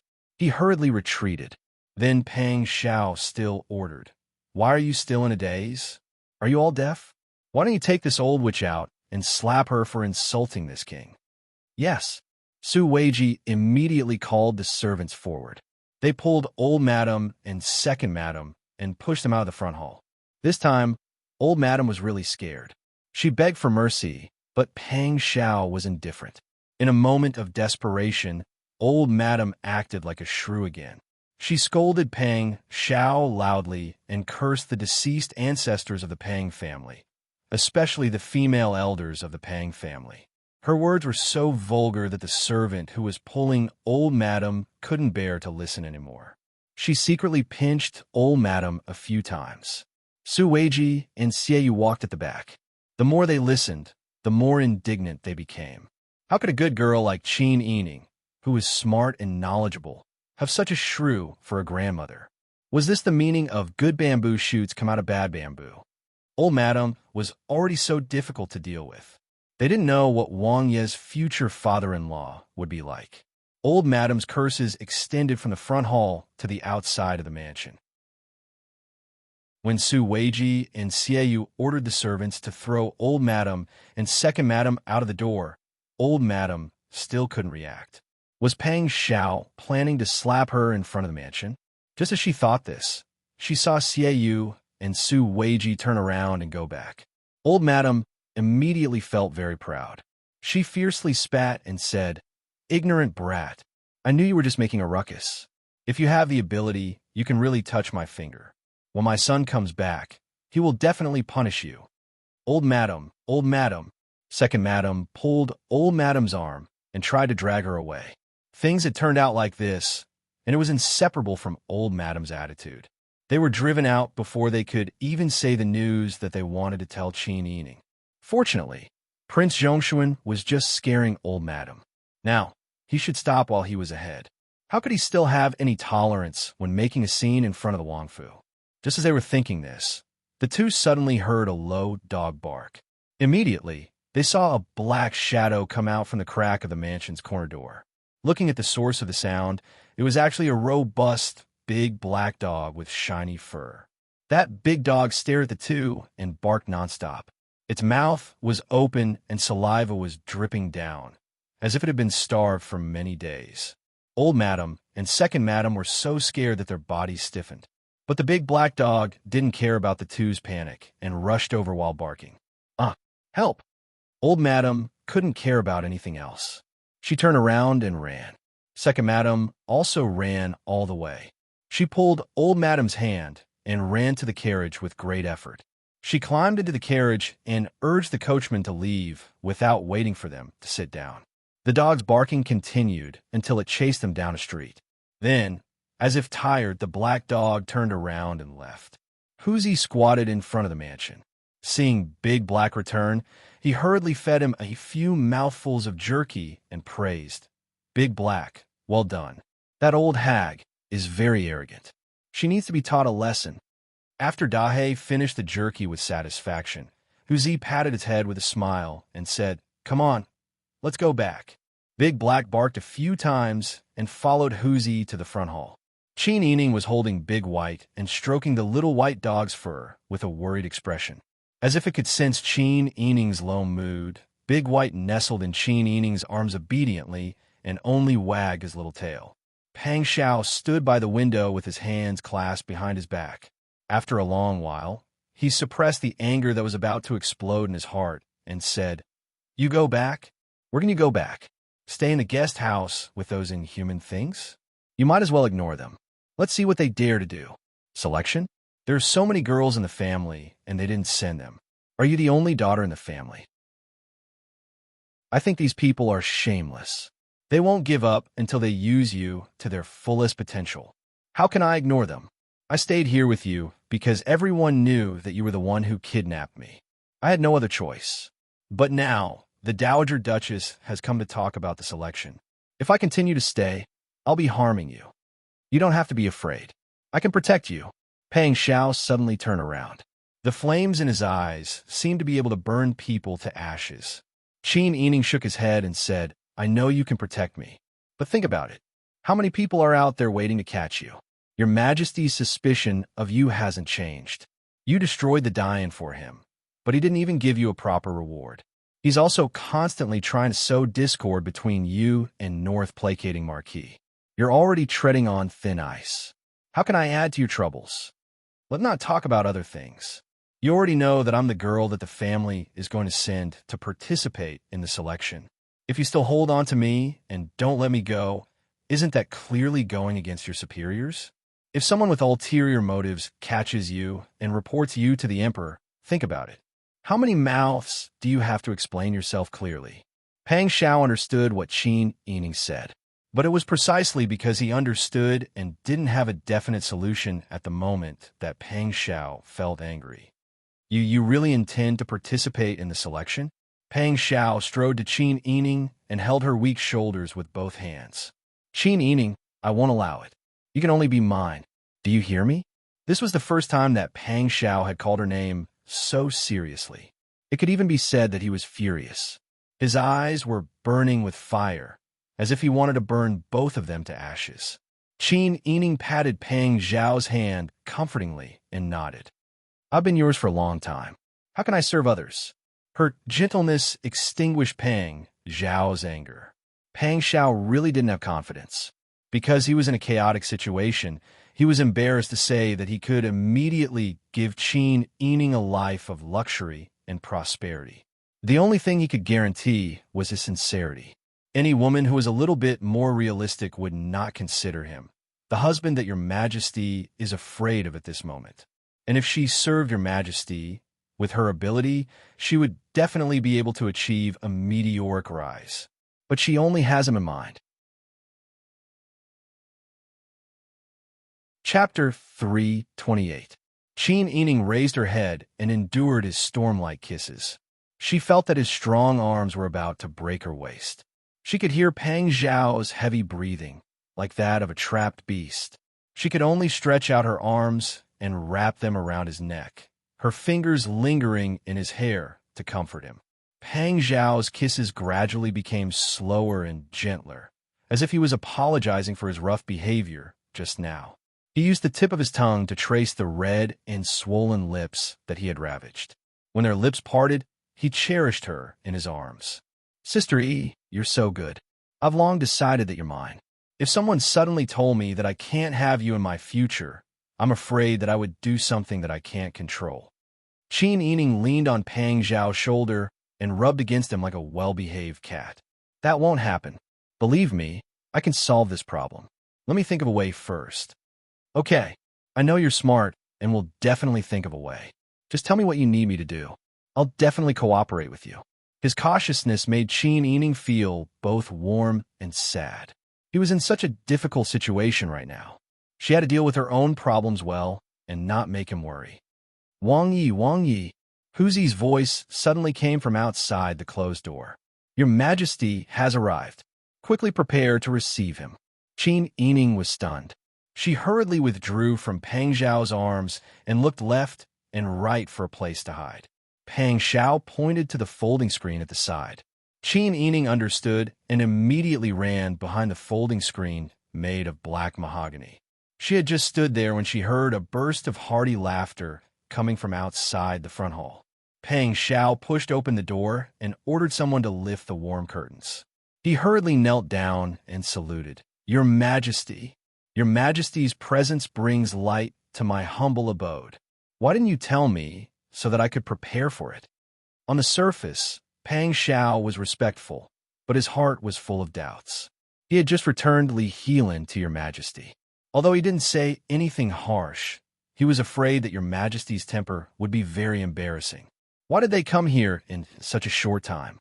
Was it because of resentment or guilt? Or was he dissatisfied with him and had other plans? Brother, please get up. Li Qiqian supported Pang Zhao with both hands and walked hand in hand into the antechamber. Sitting upright at the head of the table, Li Qiqian said with a smile, Zhen thought you would be in front of the elders at this moment, or in the study. Unexpectedly, I found out you were here after asking. This front hall is very cold. Virtuous younger brother, you must not catch a cold. These words seemed ordinary, but they were full of deep meaning and probing. Pang Zhao was already alert. What happened in the Wang Fu just now had probably reached Li Qiqian's ears. Li Qiqian might not know the inside story, but he definitely knew that the old madam had come to visit. In the end, he left while cursing and was chased by the large black dog down the street. Many thanks for your Majesty's concern. Pang Zhao stood at the side with his head bowed and said respectfully, a guest just came to the Fu and left not long ago. This subject originally wanted to accompany grandmother in chat. I see. Li Qiqian nodded. At this time, Li Guanwen respectfully served tea.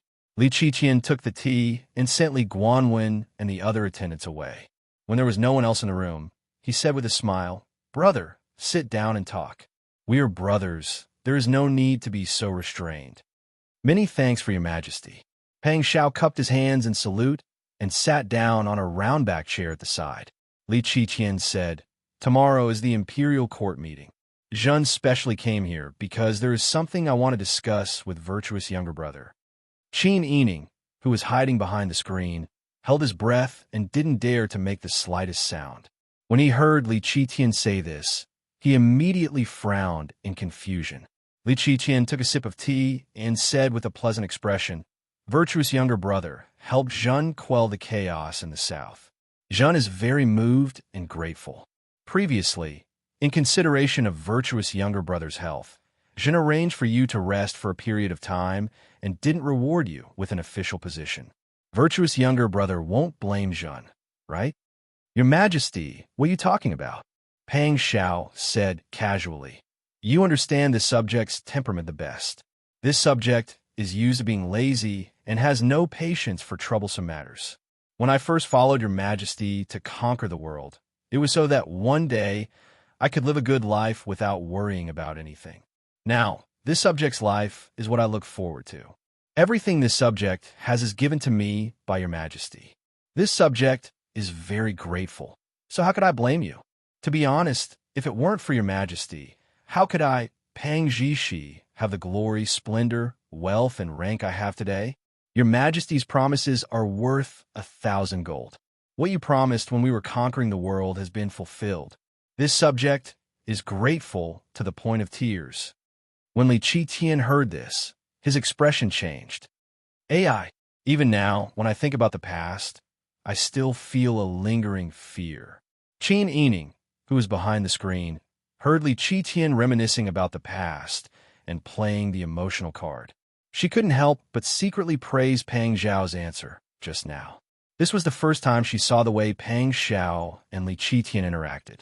She finally understood why Li Qiqian was so afraid of Pang Xiao, but didn't immediately fall out with him. On the one hand, Li Qiqian probably didn't have the confidence to fall out with Pang Xiao. On the other hand, it was also the result of Pang Xiao acting subservient. When he showed weakness, it would timely evoke the hot-blooded memories of the past between the two. Not only would this make Li Qiqian relax his vigilance, but it would also make Li Qiqian occasionally think about their past relationship. When making decisions, he would have some misgivings. However, Qin Yining's heart ached more for Pang Xiao. She really didn't want her man to be bullied, but she was like a fish on a chopping block. There was no other way. Li Qiqian reminisced about the past, and also remembered some of his dead brothers.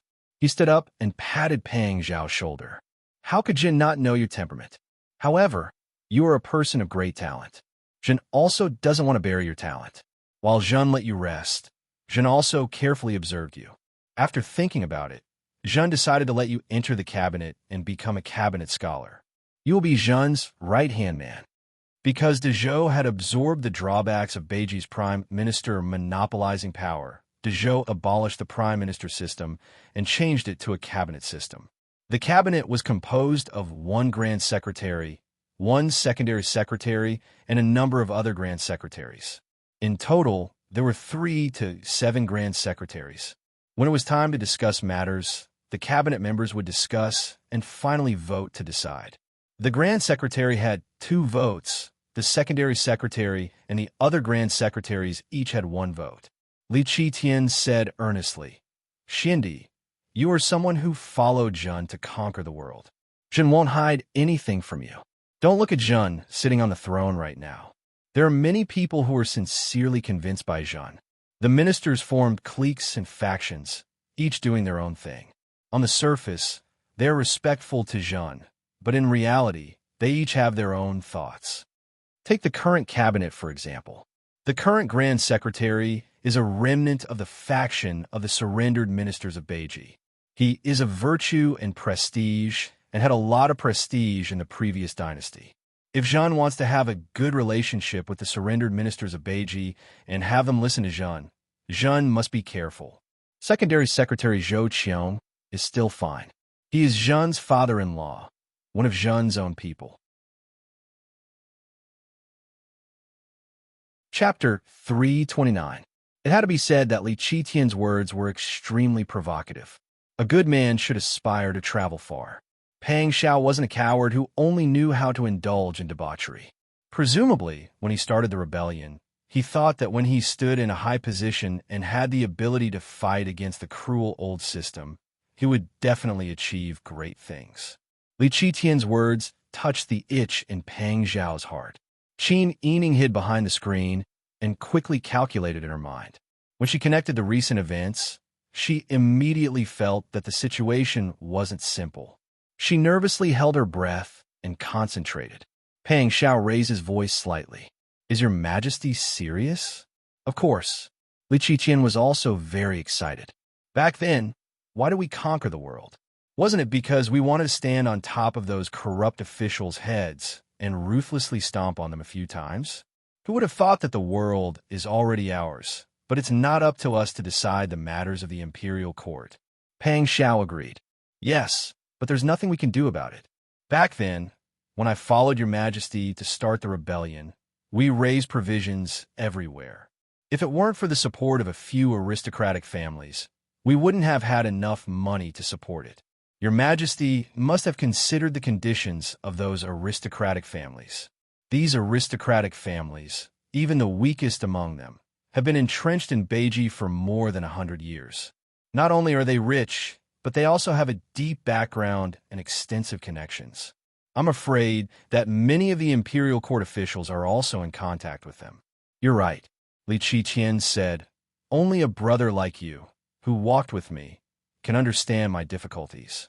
There are often people who talk about me behind my back, saying that I'm afraid of those surrendered officials in Beiji and that I actually let them control the imperial court.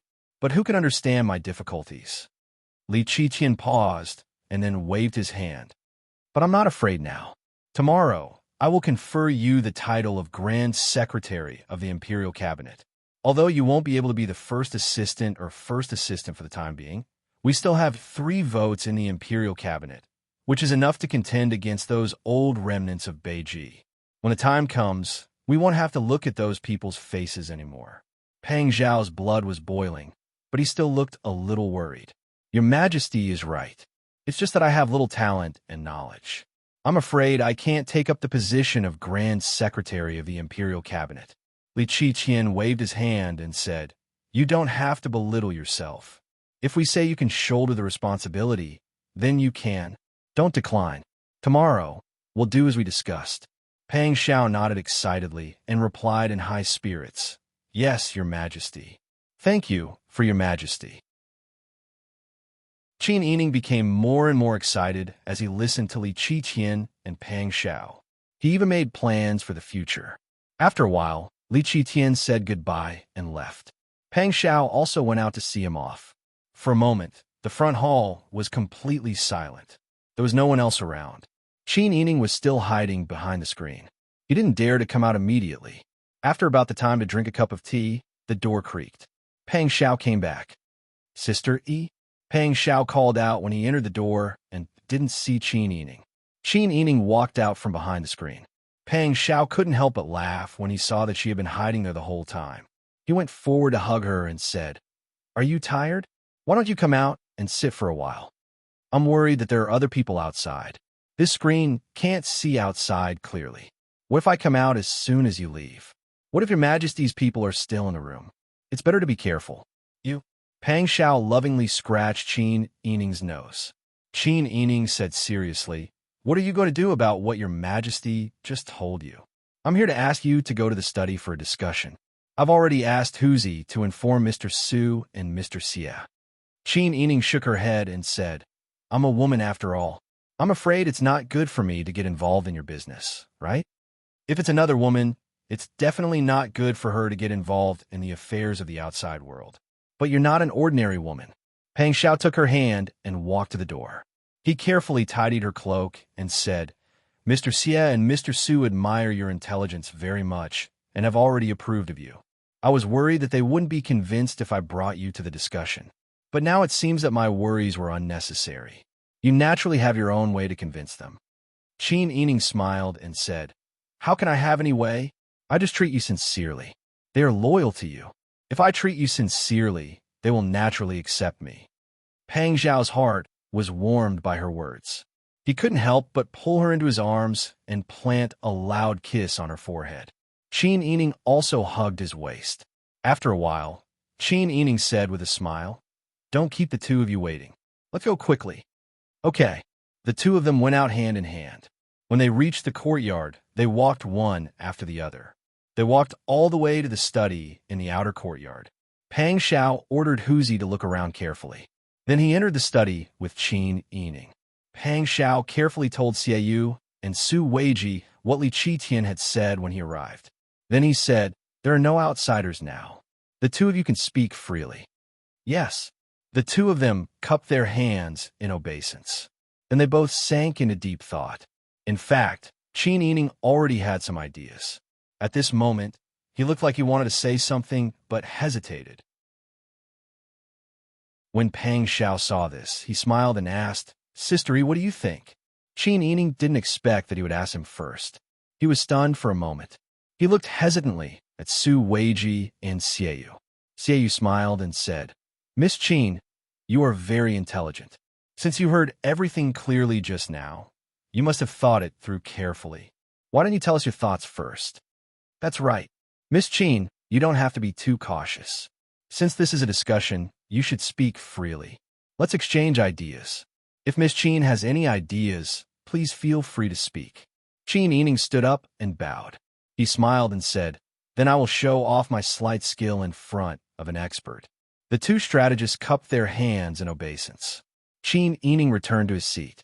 He thought for a moment and said, "I think that your Majesty's actions today are very strange. It doesn't seem like you're really inviting Wang Yi into the pavilion. Instead, it seems like you're deliberately playing the emotional card to numb Wang Yi. Not only do you not want to give Wang Yi an official position, but you also want Wang Yi to bear infamy and not get anything." "Oh." Su Weiji raised her eyebrows. She immediately understood. Qin Yining continued, "We all know about Wang Yi's situation. When we took down Beiji, Wang Yi contributed the most, but he also bore the most infamy. In the camp of Beiji's surrendered officials, I'm afraid that everyone sees Wang Yi as an enemy. Your Majesty's hatred has taken away quite a bit." Pang Xiao nodded. "You're right. That's why I think this matter is strange. From the conversation between Wang Yi and Your Majesty just now, we know that the surrendered officials of Beiji are backed by many powerful aristocratic families. These aristocratic families provided Your Majesty and Wang Yi's army with a lot of financial support. That's why you were able to hold on until you took down Beiji." Chapter 330. Qin Yining couldn't help but stand up and pace back and forth. The more he thought about it, the more he felt that this matter was tricky. Your Majesty's move is too insidious. I just heard Your Majesty telling Wang Yi not to refuse. But what if the old officials of Northern Ji and the connections of the aristocratic families unite to oppose Wang Yi in public during the court meeting tomorrow?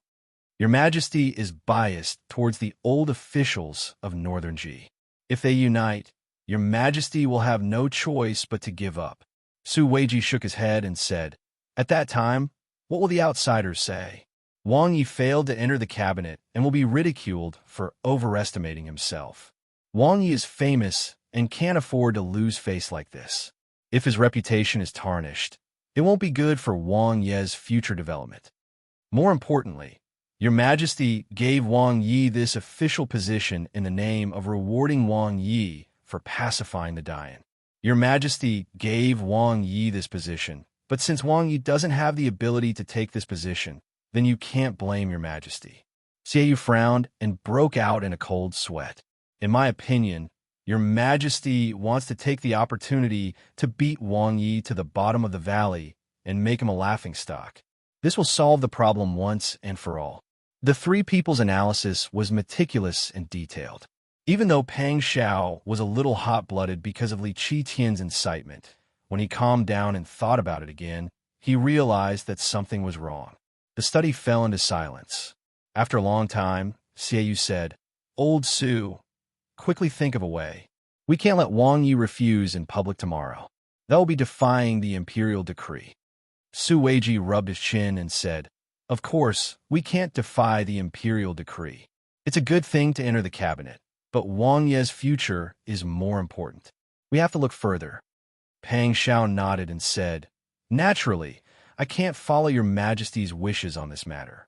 I definitely can't wait until tomorrow when your majesty announces the decree in the imperial court and as people slander me in public. At the end of the day, this is not only a dispute between Wang Yi and your majesty, but also a dispute between your majesty and the old officials of Northern Ji for power. Qin Yining sat down again. His eyes were bright, and it was obvious that he already had an idea.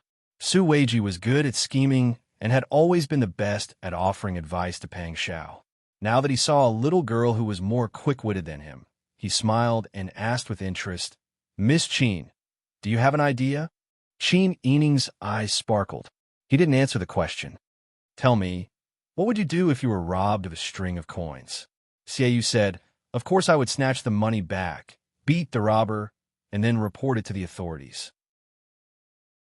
Qin Yining nodded and asked again, "But if you were not only robbed of a string of coins, but your wife was also kidnapped and sold, and your child was thrown into a well, what would you do?" This analogy was too bloody, but the people present were all smart people. No one cared about the inappropriateness of this analogy. Everyone's heart seemed to have flashed with a bright light. Pang Xiao, Xiaoyu, and Su Weiji looked at each other.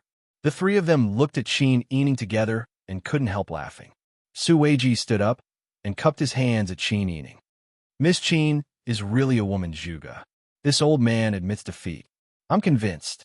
This time, I'm completely convinced." "Mr. Su, what are you talking about?" Qin Yining hurriedly stood up and returned the salute.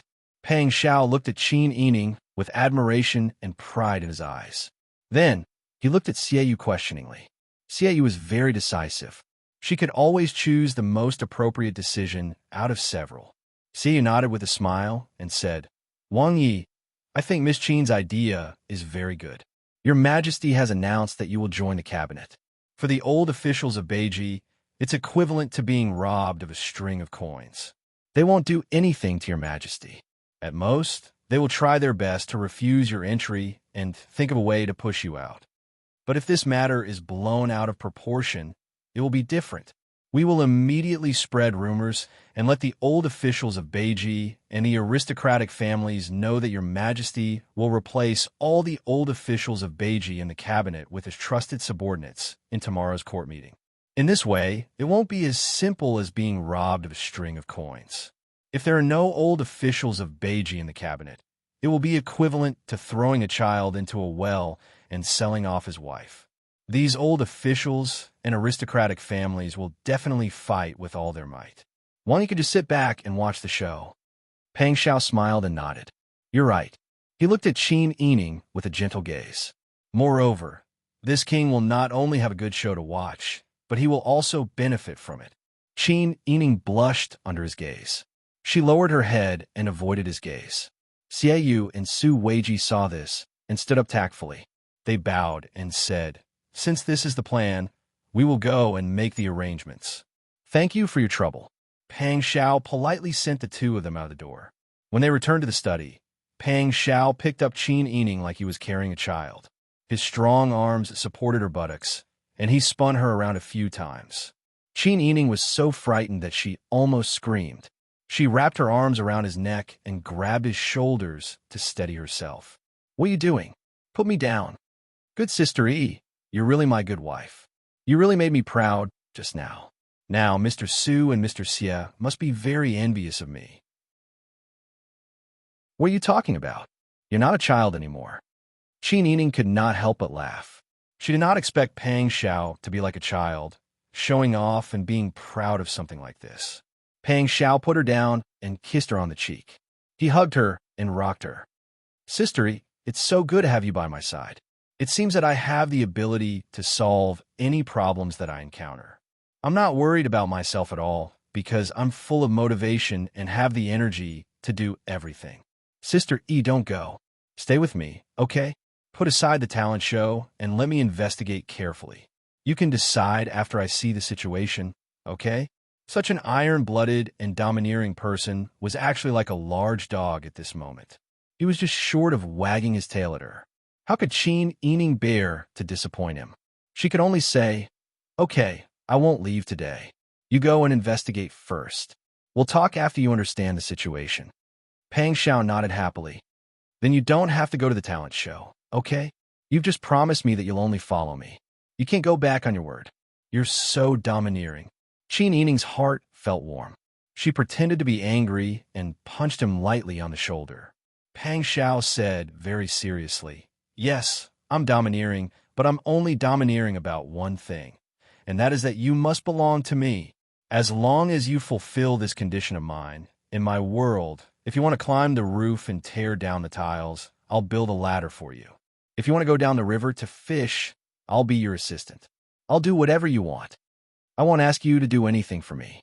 I can even make delicious food for you. My cooking skills are not bad, and I can make a lot of delicious food. Even my grandfather praises my cooking skills. I can also take you around to have fun. I won't restrict your freedom, and I won't bury your talent. You can do whatever you want as long as you fulfill this condition of mine. Sister E, you're so smart. This is a good deal. Just agree, okay?" Chapter 331. That night, Qin Yining was smiling even in her sleep. In her dream, Pang Xiao kept asking her, "Can you stay by my side?" She nodded boldly in her dream and was much more honest than in reality. Qin Yining used to be confused about the future, but it was different now. She must stay by his side, no matter how difficult it was. No matter what kind of adversity he was in, she would not let go. If there was a storm, they would face it together. The next morning, Qin Yining was being combed by Ji Yun and Xian Yun when she woke up. Bing Tang, who had gone to the front office to inquire about the situation, came back. "Miss, Wang Yu left early today. He said that there was a court meeting, so he left early." Bing Tang smiled as she took out a delicate pouch and hung it around the neck of Lian Xiaozhou, who was eating snacks. Lian Xiaozhou's cheeks were still stained with crumbs of snacks. She looked down at the pouch, grabbed it, and smelled it. Then, she smiled in surprise and ran to Qin Yining to present the pouch. "Sister, it smells good." "Yes, there are dried flower petals and a few medicinal herbs in this pouch. Smelling it in this weather can prevent you from catching a cold." Bing Tang knew that Lian Xiaozhou was lonely and had difficulty speaking. After careful diagnosis, she concluded that it would be difficult for her to speak like a normal person in this life. She felt even more pity for this little sister. Qin Yining smiled and said, "That's great. Little Kanji, why aren't you thanking Bing Tang's sister?" Lian Xiaozhou looked at Bing Tang, who was not much taller than her, and bowed with a smile. "Thank you. You're welcome." Bing Tang waved her hand. Xiao Lu brought over a light blue jacket that Qin Yining was going to wear today. She smiled and said, "Our Bing Tang's sister can finally enjoy being a sister." Xiao Lu was usually not a talkative person, but she would occasionally hit the nail on the head. Bing Tang snorted and pretended to be angry. "You want to be the younger sister, but who told you to be the oldest? Later, I'll ask the girl to choose a Ru-y husband for you and match you with him. When the time comes, what should I call that person in your family? Brother-in-law? You little bitch.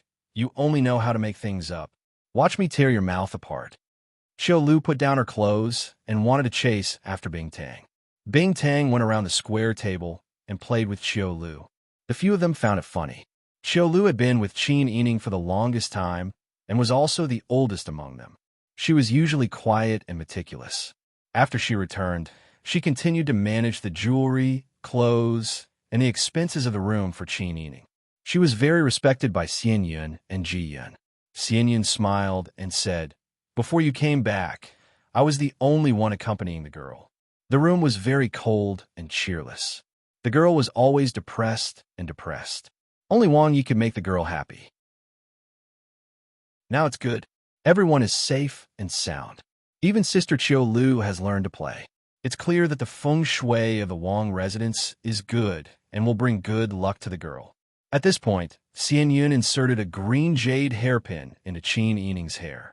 She looked at Qin Yining's fair face in the mirror and said with a smile, "Girl, why don't you hurry up and marry him?"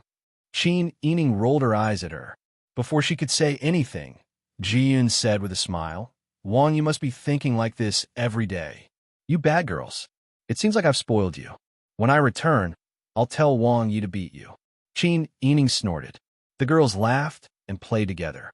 Even the servant girl who came from outside to reply to them spoke loudly, but they only heard her after she spoke. Ji-yun went to open the door and asked, "What's the matter?" The servant girl stood in the middle of the courtyard and looked curiously at the half-open door. She smiled and said, "Replying to Miss, there are 2 Qin masters in front. They said they are Miss Qin's uncles. Mr. Su has seen them and instructed this servant to inform Mississippi Miss. Do you plan to meet them in Su Shui Garden or in the front hall?" The laughter in the room stopped. The smile on Qin Yining's face faded as she said, "I'll go to the front hall." "Yes." The servant girl looked curiously at the room before she bowed and left. Bing Tang restrained her expression and asked, "Miss, do you really want to meet them? They must be here to force you to attend the consort selection. Why don't you just pretend to be sick?" "That's right, Mississippi," Qiu Lu and Ji Yun said in unison. They supported Qin Yining and Peng Xiao from the bottom of their hearts. They didn't want Qin Yining to serve Your Majesty. Qin Yining stood up and put on the cloak. "You can hide for a while, but you can't hide forever. It's not the same thing to avoid meeting them. What should be said must be said openly. Old Madam came yesterday and only gave a tyrannical order. She didn't say anything. I also want to know my father's whereabouts. Ji and Bing Tang, come with me." "Yes." The 2 bowed and followed Qin Yining out the door. In the front hall, 2nd Old Master and 3rd Old Master were having tea with Su Weiji. Su Weiji's attire appeared more gorgeous in front of 2nd Old Master and 3rd Old Master, who were wearing simple cotton-padded jackets. She also put on the airs of a steward of the Wang estate. Seeing that Qin Yining had arrived, Su Weiji glanced in the direction of 2nd Old Master and 3rd Old Master. She coughed and said sternly, "I see your family members coming to disturb you all day long. You should resolve them properly. Don't let Wang Yi worry." Qin Yining immediately understood and nodded. "Yes, thank you, steward." Su Weiji couldn't help but smile when she saw that Qin Yining reacted so quickly. She nodded and walked out with her hands behind her back. Qin Yining instructed Ji Yun and Bing Tang, who came with him, wait at the door. "Yes." When only the uncle and niece were left in the room, Qin Yining bowed to 2nd Old Master and 3rd Old Master. "Second uncle, 3rd uncle, long time no see." 2nd Old Master and 3rd Old Master had lost a lot of weight. Looking at their attire, although they weren't as down and out as Peng Zhao's spies, they definitely weren't doing well. When Qin Yining saw the old madam yesterday, he wanted to ask her about it. Therefore, he bluntly asked, "Second uncle, 3rd uncle, did you encounter any accidents on your way here? Do you know where my father is?" 2nd Old Master sighed and said, "Sister E, we came here today to talk to you about this. When we were escaping that day, we got separated from your father, mother, and concubine mother. We managed to rush to the capital with great difficulty, but we were kidnapped by a group of people." "What?" Qin Yining was extremely shocked. Ji Ziyu shouldn't have made a second move. 3rd Old Master had an impatient personality and spilled the beans. "Our entire family was kidnapped. Not only were the belongings that we brought with us stolen by that group of bandits, but they also said that your father, mother, and concubine mother are currently in their hands. If we want them to continue living, and if we still want our family's belongings, we have to send you to the selection of concubines." "They specifically targeted me? Who are they?" Qin Yining was both shocked and angry. She never would have thought that the cause of this incident was actually a kidnapping. Chapter 332. Qin Yining was shocked beyond words. Who did she think she was? She was just a little girl. How could she have the honor of being targeted by kidnappers? How could they kidnap her parents and family, just so she could enter the palace for the selection? Ridiculous. This was simply ridiculous. Seeing Qin Yining's extremely ugly expression, 2nd Master and 3rd Master also hung their heads in dejection. 2nd Master said, "Sister E, your 2nd aunt came with your grandmother. When she returned, she told me everything that happened here. Your 3rd uncle and I also saw that even the housekeeper of their residence was so negligent towards you. It's clear that Prince Zhongshuan is holding a grudge against you. He should be holding a grudge against you for killing his father. This was exactly what Qin Yining and Pang Xiao wanted to show when they joined forces. Therefore, Qin Yining only nodded silently. Her lowered head made people feel pity for her. Second Master sighed and said, "Second Uncle knows that ever since you returned home, you haven't had a peaceful day. For the sake of the bigger picture, I've always wronged you. It's the same this time. Your grandmother is worried about your father. She's also afraid that our family will go bankrupt and that our entire family won't be able to survive in the capital. That's why she didn't ask you before putting your name up. Second Uncle also knows that this is wronging you. But a girl will eventually have to marry someone in this lifetime, isn't that right? In the past, Second Uncle thought that if Prince Zhongshuan could let bygones be bygones and treat you wholeheartedly, it wouldn't be a bad idea for you to follow him. But now that Prince Zhongshuan treats you like this, I'm afraid that you won't have a good life if you stay in the prince's residence. In that case, whether you enter the palace or stay in the prince's residence, there's no difference. With your intelligence, perhaps you'll have a better future if you enter the palace." Second Master was indeed someone who had been an official for many years. When he spoke slowly and methodically. Qin Yining couldn't refute him. She really wanted to ask, entering the palace or the prince's residence is the same. Don't tell me that you don't need to ask for my opinion. She also really wanted to say, is it because you want a better future in the palace so that you can contribute to the family? Is this your original intention? But these reasons were already obvious, so there was no need to ask because that was what she meant. As a member of the family Qin, he had to step forward when his family was in trouble. Qin Yining agreed with this approach. She also knew that she had enjoyed the protection of her family when she was in glory, so she had no reason to refuse to contribute to her family when she was down. However, there was always another voice in Qin Yining's heart that asked him, "Why me? Why me again?" Qin Yining lowered his head and didn't say anything. Second Old Master and Third Old Master also felt very awkward. After all, it wasn't nice for an uncle to force his niece to serve a man. Second Old Master and Third Old Master weren't like Old Madam, who was used to making a scene, so they were also embarrassed and didn't say anything. Qin Yining, on the other hand, thought of the key point after a brief moment of injustice. Second Uncle, Third Uncle, why do you think the kidnappers wanted me to enter the palace? Second Old Master and Third Old Master looked at each other and shook their heads. Although our family was prominent in the Dayan dynasty no longer exists. Coming to the Dezhou dynasty is equivalent to starting from scratch. You are a girl, but the kidnappers wanted you to enter the consort selection. There must be an unspeakable reason. Otherwise, why would they target you? Qin Yining said, "Could it be because Prince Zhongshuan treated me well in the Dayan, so someone with ulterior motives thought that Prince Zhongshuan must think highly of me? In addition, I was kidnapped by Prince Zhongshuan and brought back to the Wangfu as soon as I arrived in the capital." Second Old Master had been an official for many years. Although he wasn't as outstanding and famous as Qin Huaiyuan, he was still a person with a clear mind. Third Old Master had excellent business skills and wasn't an ignorant person. The two of them understood before Qin Yining finished speaking. Third Old Master couldn't help but lower his voice and ask anxiously, "Sister, do you suspect that someone is trying to sow discord between the Zhou dynasty's emperor and Wang Yi?" Qin Yining nodded heavily and said in a low voice, "Or rather, someone is trying to worsen the relationship between your majesty and Wang Yi." She laughed self-deprecatingly.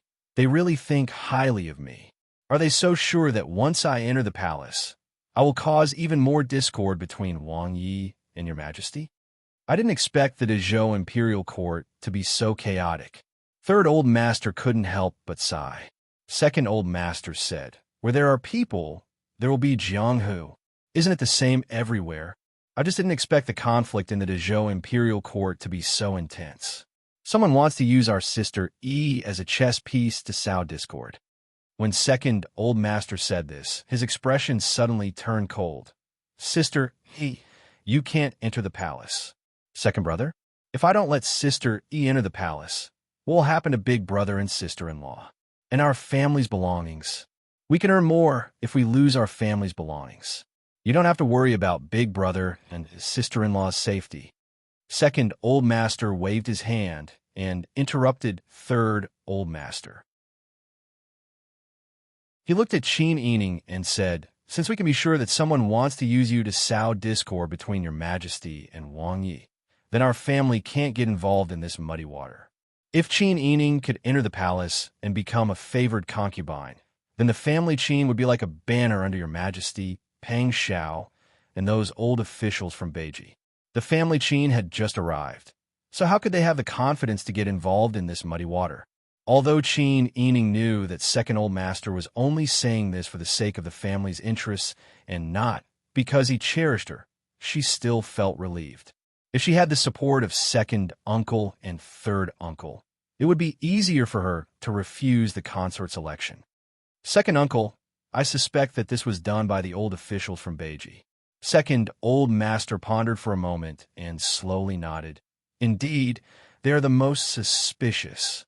If it was really done by them, then we don't have to worry about the safety of my father and mother. After all, the old officials from Beiji still have to continue to mingle with them, so they can't completely offend your majesty. As the saying goes, give a sweet date after a slap. Your majesty specifically asked for us Dayan people, and my father is a representative figure among the officials of the Yan dynasty. If they kill my father, your majesty won't be able to explain it to your majesty.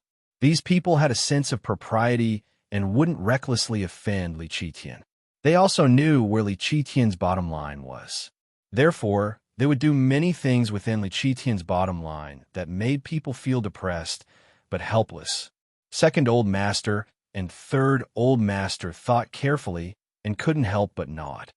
Sister E is right. Then this matter is settled. We have to think of a way to not participate in the consort's election. It's just that we've already submitted our names. Sai, your grandmother, why is she so anxious?"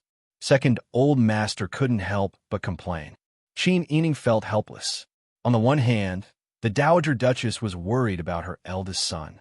On the other hand, she should be more concerned about the family's property. This was also understandable. After all, the Qin family was a large family with an inheritance. If they became penniless, then in the short term, at least in the old madam's lifetime, it would be very difficult to see the Qin family live a life of luxury and pampered maidservants and children like before. "Second Uncle, you don't have to think too much. Grandmother is doing this for the family." Qin Ening thought for a moment and said, "I have a way to solve this matter now." "What do you plan to do?" Third Old Master asked curiously. Chapter 333. Sue the Emperor? You want to sue the old officials of Northern Ji? Third Old Master was so shocked that he couldn't think straight. He said anxiously in a low voice, "That's not right. They didn't show up from the beginning to the end. Their subordinates also wore plain clothes and covered their faces. They didn't reveal any flaws. We don't have any evidence, and we're only relying on our analysis. How can we win the lawsuit?" Second Old Master smiled and stroked his beard. He shook his head and said, "Third brother, you're confused. Since you know that you don't have any evidence, why would Sister E sue them?" Third Old Master wasn't stupid.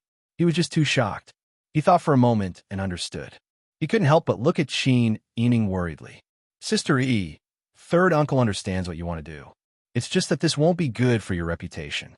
Third Uncle, I've been through a lot since I returned home.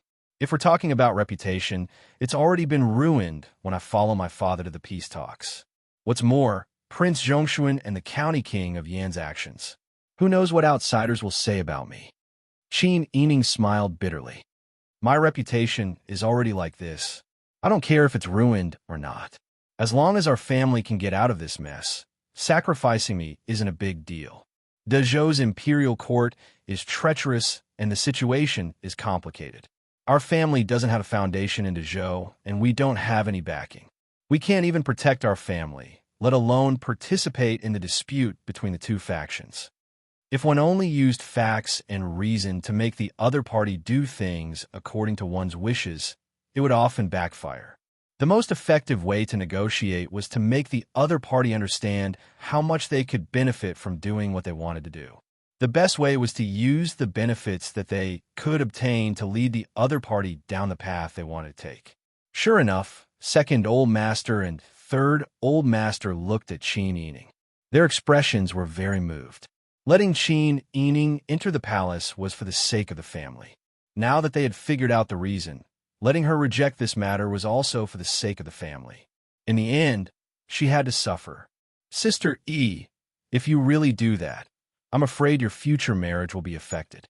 Second Master was an upright person, and Qin Yining was his junior, so he bluntly told her about the drawbacks of Qin Yining's idea. Qin Yining smiled gratefully. Second uncle, I understand your concern, but how can any eggs remain intact when a nest is overturned? Only when my family Qin is good can I live a good life. What's more, when second uncle and third uncle achieve meteoric success in the future, how could they watch their niece not be able to get married? Second Master was infected by her mischievous smile and couldn't help but smile. He sighed and promised, don't worry. Second uncle knows how much you've done for your family Qin in the past. This time, for the sake of your family Qin's safety, you didn't hesitate to sacrifice your bright future by refusing to enter the palace and sullying your reputation. I will remember your efforts. In the future, your matters will be second uncle's matters. That's right. Your third uncle doesn't have any other skills, but I do have some methods for doing business. In the future, as long as third uncle has a bite to eat, I won't let you suffer a loss. Third Master was also moved and promised. Not all girls would be able to resist the temptation of wealth and glory at their fingertips. There were many examples of women who didn't hesitate to sacrifice their family and relationships for the sake of their bright future. When Second Master and Third Master thought of this, they both sighed at the same time. Qin Yining knew that she had convinced them to stand on the same side as her and couldn't help but let out a sigh of relief. Whether it was for the sake of the family Qin's future or because she had promised Pang Xiao that she wouldn't leave him, she definitely couldn't enter the palace this time. Now that she was able to reach a consensus with second uncle and third uncle, she wasn't fighting alone on the family Qin side. She couldn't change the thoughts of old madam and those womenfolk, but with second uncle and third uncle, they would be able to figure out sooner or later. Since she had already made a decision, Qin Yining discussed the specific actions with Second Master and Third Master. In the end, Qin Yining sighed and said, since it's like this, second uncle and third uncle can leave this matter to me. You guys also don't have to show up easily. If it was someone else, Second Master and Third Master naturally wouldn't feel at ease. However, Qin Yining had always been reliable. The two only muttered to themselves for a moment before nodding. Qin Yining stood up to send the two off.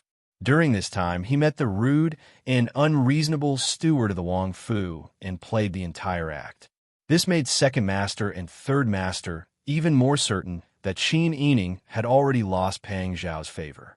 The two shook their heads and sighed as they left. Qin Yining then brought Ji Yun and Bing Tang back to Su Shui Yuan. She carefully thought over the matter of entering the palace and silently planned her next steps in the letter. Pang Xiao's court was dismissed very late today. It wasn't until sunset that a young maidservant came to inform Qin Yining, Wang Yi has returned. He asked Miss to serve him tea in the study. Qin Yining immediately understood that Pang Xiao must have something to discuss with her. She hurriedly rushed to the study in the outer courtyard. At this time, Su Weiji and Xie Yu had just entered the courtyard where the study was located. The two sides greeted each other and then entered the study one after the other. Pang Xiao instructed Huzi to carefully order people to guard outside. He then smiled and said, everyone sit down. Qin Yining's large eyes sparkled as she looked at Pang Xiao. She smiled and said, Wang Yi is in high spirits. He must have succeeded in entering the cabinet. Pang Xiao looked at her smiling eyes and couldn't help but smile as well. It's all thanks to your wonderful plan. So Wang Yi has already resolved this crisis? Xie Yu said excitedly. Wang Yi, quickly tell us what will happen in today's court session. Pang Xiao was in a good mood today. He smiled and told them what had happened today. As it turned out, Li Qitian had summarized Pang Xiao's contributions in pacifying the Dayan in the south. Finally, he praised him. Just as he said, Prince Zhongshuan has pacified the south, I am very happy. I specially confer. Before he could finish a sentence, he was suddenly interrupted by an old official from Beiji. Li Qitian was in high spirits. He was unhappy that his speech was suddenly interrupted. However, he was a wise ruler in everyone's eyes. Naturally, he wouldn't stop an official from speaking. He could only swallow his words and ask. The old official was a member of the faction of the surrendered officials from Beiji. This time, he was not as cautious as he used to be. He loudly impeached Zhou Qiong, the Grand Secretary of Jinji Hall. Zhou Qiong was the father of the Empress and Li Qitian's father-in-law. As the father-in-law of the Emperor and the assistant minister in the cabinet, he had been internally appointed as the next Grand Secretary. As long as the current Grand Secretary was in charge, he would immediately be promoted. He was used to being proud of himself. Who would have thought that someone would impeach him in the court session? Zhou Qiong was stunned by the stick. Li Qitian was also stunned.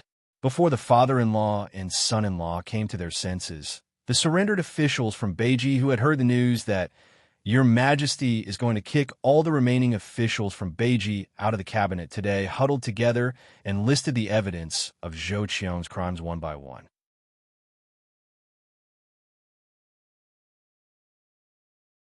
Chapter 334.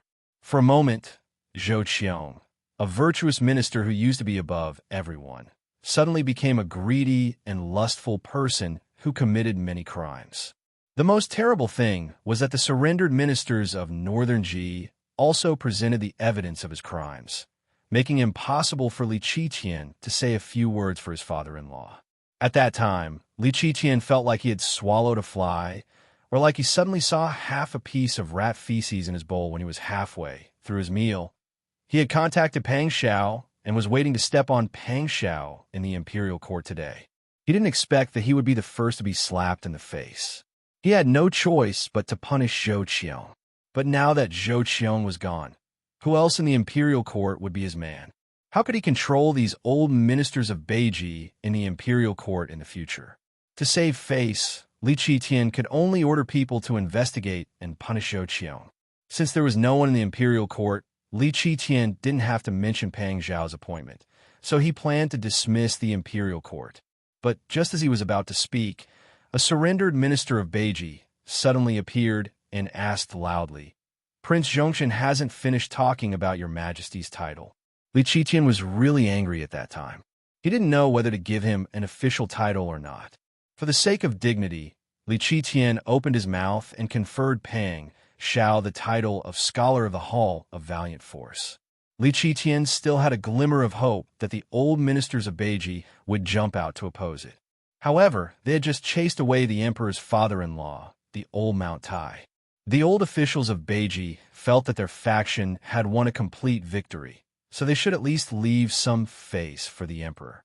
Therefore, this time, all the old officials of Beiji stood out to praise the emperor's sagacity, and they all supported Pang Xiao's entry into the pavilion. The biggest winner in this whole incident was Pang Xiao. He reaped the benefits and entered the imperial court so smoothly. Your Majesty must be very depressed now. Qin Yining couldn't help laughing. Pang Xiao recalled Li Qitian's unconcealed anger and couldn't help but feel happy. It's all because of your good idea. Yes, Su Weiji praised. It's all thanks to Miss Qin's brilliant strategy that Wang Yi managed to kick Zhou Qiong out of the competition without using a single soldier. Now, he's benefiting from it. Xie Yu also sighed and nodded. Pang Xiao looked at Qin Yining gently. Sister Yi, how should I thank you? Qin Yining smiled and said, As long as you don't make things worse, I'm already very satisfied. Why do you still need to thank me? But since my second and third uncles are here today, I have something to discuss with you. What is it? Just tell me. I want to move out of the mansion and return to the guest pavilion. Pang Xiao panicked when he heard that. They had already discussed it yesterday, and Qin Yining had also agreed. Why did he change his mind in just one day? Qin Yining saw that he was frowning, so he hurriedly recounted the details of the conversation between second master and third master. In the end, he said, Only if I move out of the mansion will I have the freedom to make a complaint to the emperor. If I'm imprisoned in the mansion, how can I complain to your majesty? Su Weiji and Xie pondered for a moment. Then their eyes lit up. They looked at Qin Yining with praise and admiration. Pang Xiao also understood Qin Yining's good intentions, but he still didn't know whether to laugh or cry at her words. TSK, TSK, you want to complain to your majesty, and you want me to let you go? Aren't you being too overbearing? I'm being overbearing? One is marked by the company one keeps. Qin Yining couldn't help but laugh. Pang Xiao was reluctant to let her go, but he also knew the importance of the matter. If he didn't let her leave the mansion now, she might have to enter the palace in the future. If she really entered the palace, then that would be his regret for the rest of his life. Therefore, Pang Xiao could only nod. With a gentle expression, he fiercely smashed the bowl in his hand onto the ground. The sound of porcelain shattering could be heard from far away in the silent evening of the mansion. Get out! This king is sick of looking at you right now. Pang Xiao's voice was filled with ruthlessness, but he was still smiling helplessly as he looked at Qin Yining. Qin Yining couldn't help but glare at Pang Xiao when he saw him acting so carelessly. She cleared her throat. Suddenly, her eyelashes were filled with tears as she cried out sorrowfully, Wang Yi, why are you throwing a tantrum again? In the beginning, you were the one who forced me to serve you tea, and now you're being picky again. I'm not a servant girl in the mansion. If you think that I'm not serving you well, then why bother bothering me? As soon as she finished speaking, Qin Yining had already walked to the door. She pushed open the door, covered her face, and rushed out. Su Weiji and Xie were almost stunned by Qin Yining's sudden burst of tears. Pang Xiao was also somewhat surprised. However, he immediately got into character and followed her out the door. He chased after her to the corridor and angrily rebuked, How dare you? The mansion is an important place. How can the daughter of a surrendered official be allowed to walk around as she pleases? Why aren't you coming to arrest her? How could Huzi know what was happening in the room? He looked at Qin Yining sitting in the courtyard and crying like a pear blossom in the rain. Then he looked at Pang Xiao, whose face was tense and whose eyes were about to spit fire. For a moment, he didn't know what to do. Why was Wang Yi so angry? Could it be that he really didn't like Miss Qin anymore? Why are you still in a daze? Pang Xiao stared blankly at Huzi. Huzi's scalp went numb. He hurriedly called over a sturdy woman and held Qin Yining up. Bing Tang and Jian were both shocked and angry at this time. They felt sorry for Qin Yining, but Pang Xiao seemed to have turned to stone. He didn't feel any pity for Qin Yining anymore. He ordered in a deep voice, The mansion doesn't have any servants. The prince's mansion doesn't raise a freeloader. Since this prince is tired of playing with her, then there's no point in keeping her. All of you get out. Qin Yining looked up at Pang Xiao with teary eyes. She was so choked with sobs that she almost couldn't speak. Bing Tang was so angry that her face turned red. She broke free from the woman holding her and rushed to Pang Xiao. You ungrateful ingrate. Who do you think you are? Aren't you just a lousy Wang Yi who can't even wear a hat properly? What are you so proud of? Are you bullying our miss because she doesn't have anyone to support her? You're not human. She really didn't expect that the two people she had seen with her own eyes would become like this. Huzi hurriedly stepped forward and stopped Bing Tang. He reprimanded her in a deep voice. Shut up. Wang Yi is not someone you can slander. Bing Tang couldn't break free. She immediately threw her hands at Huzi's face. Get out. You're all vines. You bullied our Mississippi. You'll die a horrible death. Bah! Huzi saw Bing Tang, so angry for the first time. He was stunned. Qin Yining saw Bing Tang protecting her so much. She was touched and guilty. She quickly grabbed her hand and squeezed it. Bing Tang was stunned by her pinch. She looked at her in confusion. Qin Yining looked at Pang Xiao. Since that's the case, let's leave. But I want to take my maidservants with me. This king doesn't want to keep any of your people. Take those who have been serving you for the past few days with you. Pang Xiao said insincerely. She forced herself not to urge them to stay. Qin Yining seemed to be disheartened. She pulled Bing Tang and Ji Yun and turned to leave. When they walked out of the gate, Xian Yun, Qiu Lu, and Lian Xiaozhou were also thrown out with their bags.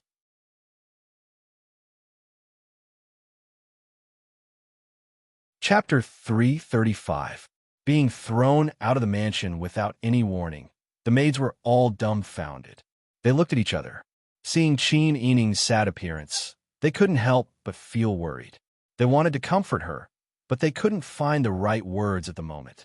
Qin Yining patted Bing Tang's shoulder comfortingly, then held Lien Xiaozhou's hand, wiped the tears on her face, and said, "Let's go. We have to rush to the hotel before the curfew.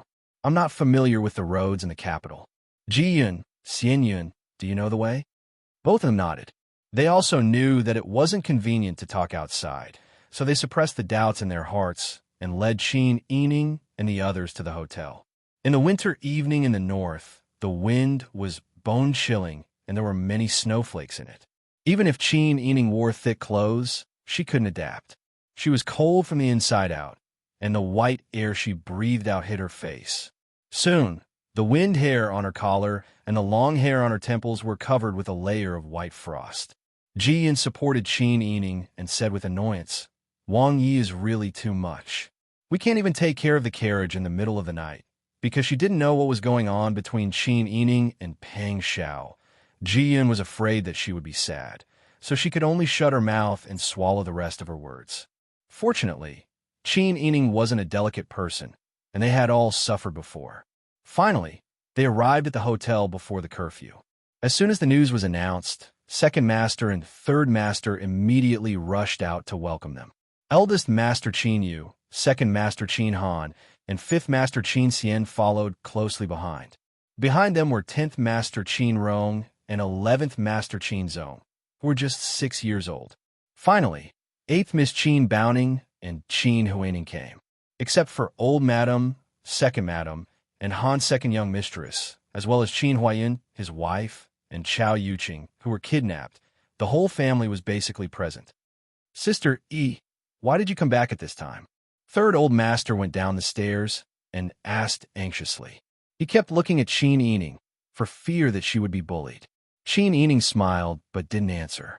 Her beautiful eyes swept over everyone in the family, and she couldn't help but smile. "It's been a long time. Fortunately, we can finally reunite."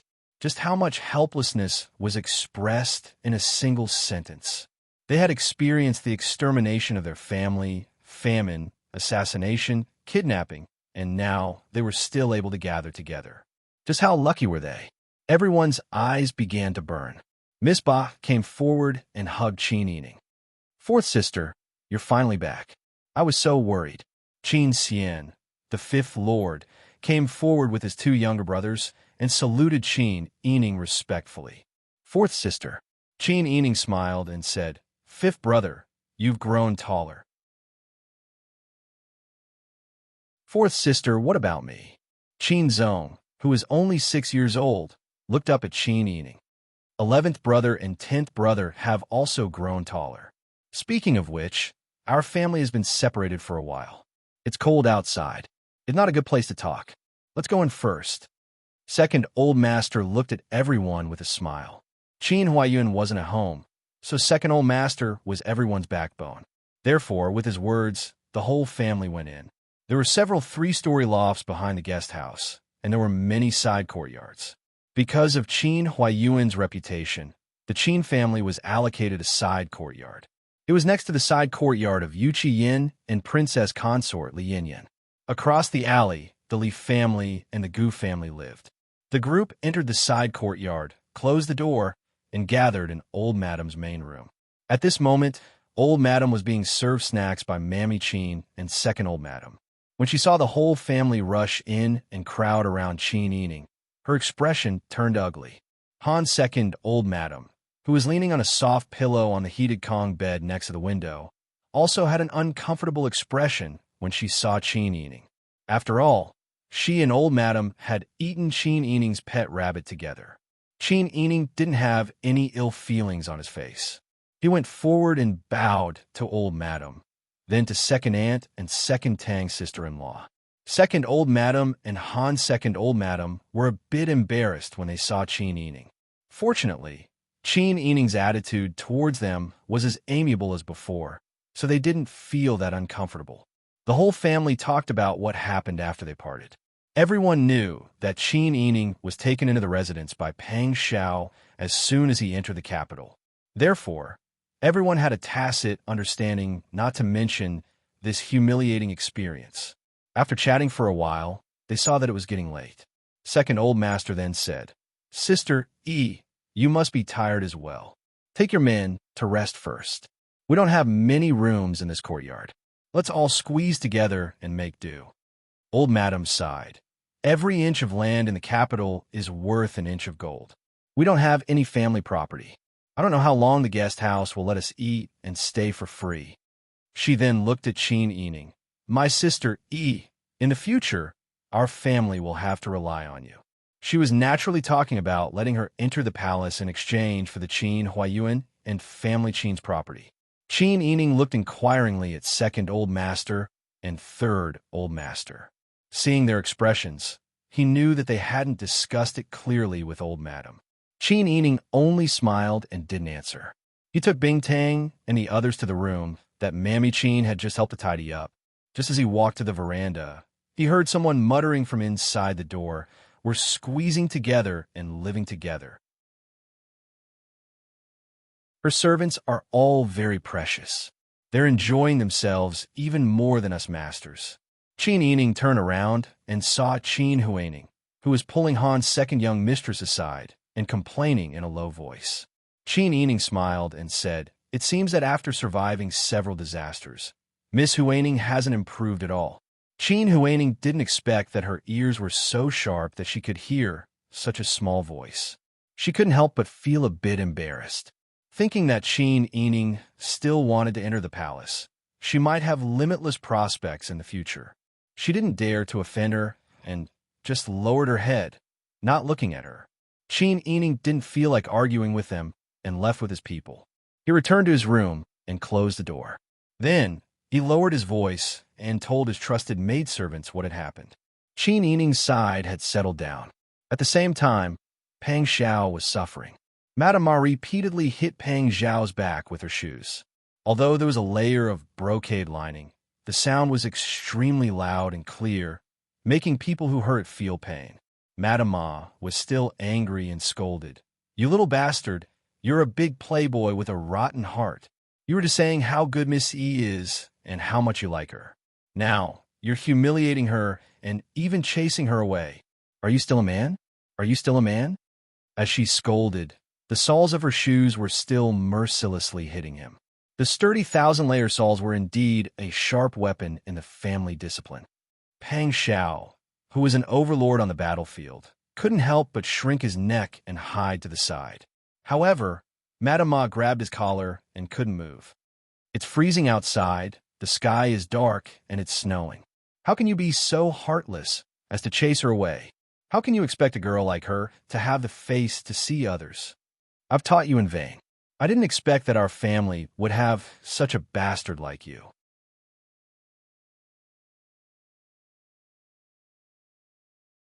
Chapter 336. Explain? I don't want to listen to your explanation. Now that you've grown up, you have more ideas and your thoughts are deeper. You don't take an old woman's words to heart. You become rich and successful, but you've lost your good character. You become like this as an official. I'd rather you be a cook. Madame Ma threw the shoe at Pang Xiao and turned her face away. "I hate people like you the most in my life. If it was a few years ago, with my temper, I would have kicked you to death. You're stronger than others." Pang Xiao held one of Madame Ma's shoes. Seeing that his grandmother had finally stopped beating him, he secretly sighed in relief. "Grandmother, please calm down. This time, Sister E and I deliberately put on a show." "On purpose again?" Madame Ma was a little startled. Pang Xiao nodded and said in a low voice, "Too many things have happened in the past 2 days. Your Majesty set a trap for me. It was Sister E who helped me think of a countermeasure that allowed me to safely get through the disaster. Not only did I not suffer any losses, but I also smoothly entered the pavilion and became a scholar of the Hall of Heroes. In my heart, I respect and pity her. How could I abandon her? It's just that something happened in her family." Pang Xiao told them about the kidnapping of the family Qin. The bandits used the Qin Huayuan couple as hostages and forced the family Qin to send the Qin Yining to the palace for the consort's election. The Yao clan and Yao Qinggu listened with heavy expressions. They had always been thoughtful and had vaguely guessed some clues. This is... Alas, what is this?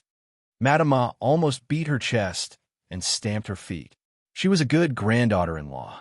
Not to mention her appearance and character, she was also liked by Pang Xiao. More importantly, she was smart and filial. She was really pleasing to the eye. Who would have thought that such a thing would happen?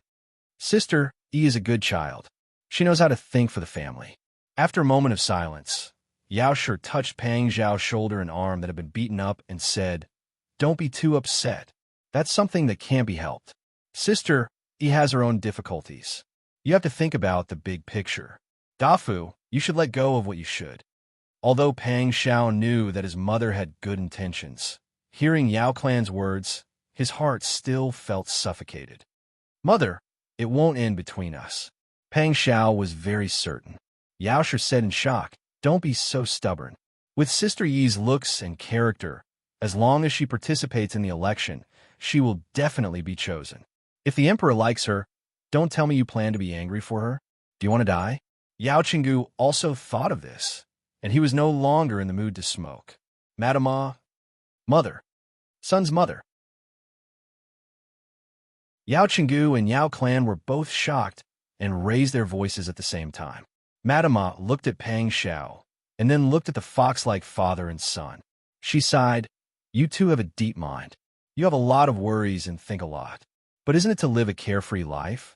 If I had been as calculative as you guys, would I have followed a poor boy like you, who had no ability and was so poor?" Yao Qinggu touched his nose and muttered in a low voice, "Isn't it because you like to eat my cooking?"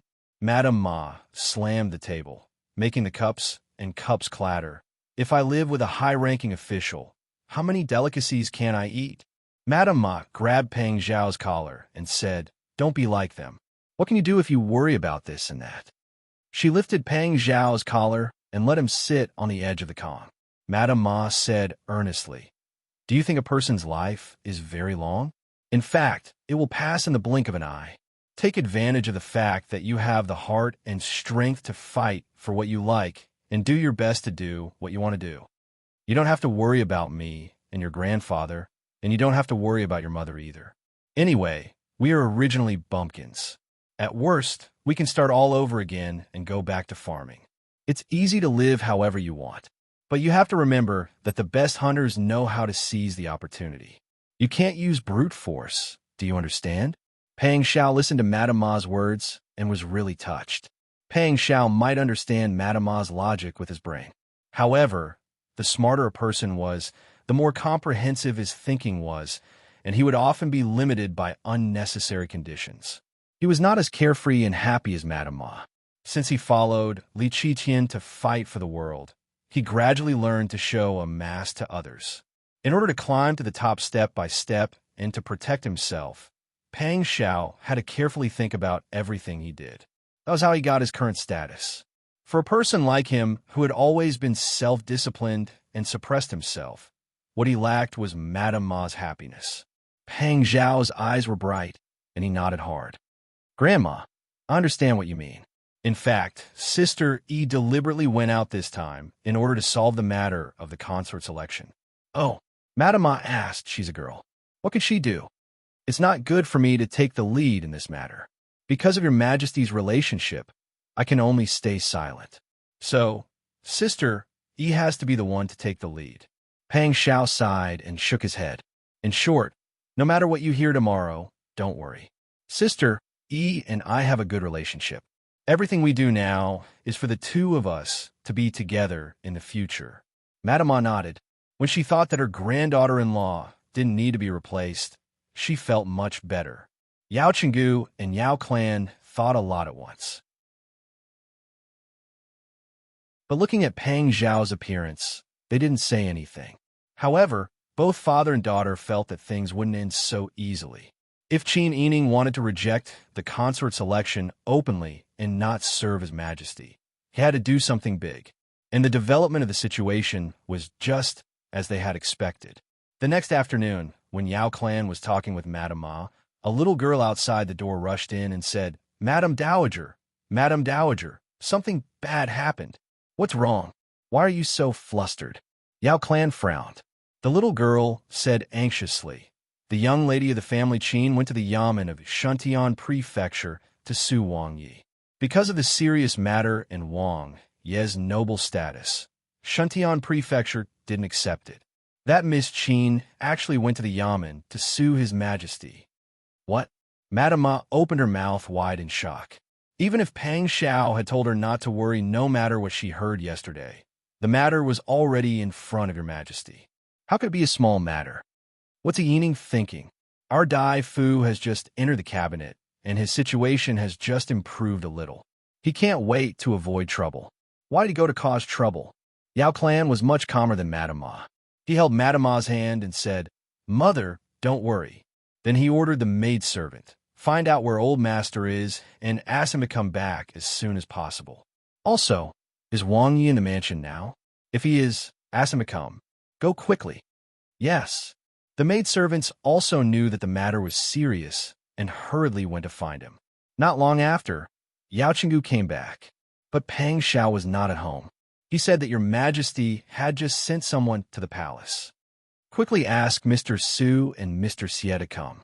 Yao Clan was also anxious. Yao Qinggu, on the other hand, smoked his cigarette calmly and said, Calm down, all of you.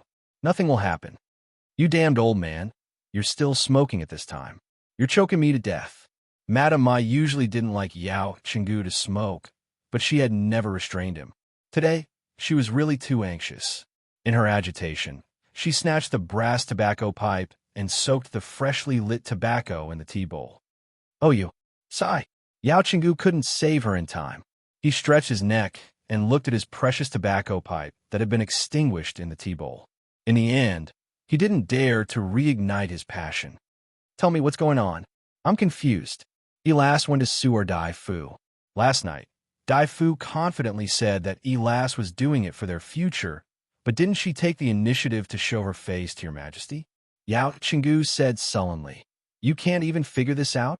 Let me ask you, how did Elas come to our house? Isn't it because Dai Fu brought her back that day?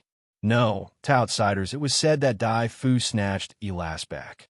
Then it's settled. Dai Fu snatched Lassie back. Although the two of them were innocent, it was hard to say what the people outside would say when they saw it. Elas took advantage of this point. How can a girl in the consort's election have a stain? Wouldn't that be disloyal to Your Majesty? Madame Ma said in shock. But in that case, Elas's reputation. Yao Qinggu slowly took the tobacco pouch and pot out of the teacup and gently wiped it with a cloth as if it was a treasure. Ever since she came to the capital and was brought back by our Dai Fu, the so-called reputation has probably been ignored. Elas went to complain to Your Majesty about our Dai Fu. In my opinion, it's a good thing. Not only can it straighten her reputation, but can also let Your Majesty see with his own eyes that the family Qin is not on good terms with our family. It can also give Your Majesty a handle on our Dai Fu so that he can be more at ease when using people. Old Master is very right. Su Weiji and Xieyu, who were led in by the Yao clan's trusted maidservants, walked to the door and happened to hear Yao Qinggu's analysis. They said in admiration, That's indeed the case. The two of them came forward and bowed. Yao Qinggu and Madame Ma didn't put on airs. They politely asked the servants to put tea and snacks on the chairs and politely asked the two of them to sit down. Madame Ma sighed and said, Gentlemen, please don't laugh at me. I'm also anxious about Wang Ye's safety. The affairs of the imperial court are complicated. As a woman, I don't know so much. I just want to ask you two gentlemen, is Wang Yi okay this time? Su Weiji stood up and bowed with his hands folded. He said, Old madam, whether this matter succeeds or not depends on Miss Qin's performance in front of Your Majesty. If she performs well, Wang Yi will not only be fine this time, but also make Your Majesty let down his guard. Although outsiders will see a joke, it will do no harm to Wang Yi. Is that so? Madame Ma couldn't help but worry about Qin eating again. That girl is still young. I don't know if she can keep her composure. While the family gathered together and waited anxiously. Qin Yining had been personally led into the palace by the chief eunuch of Li Qiqian, Li Guanwen.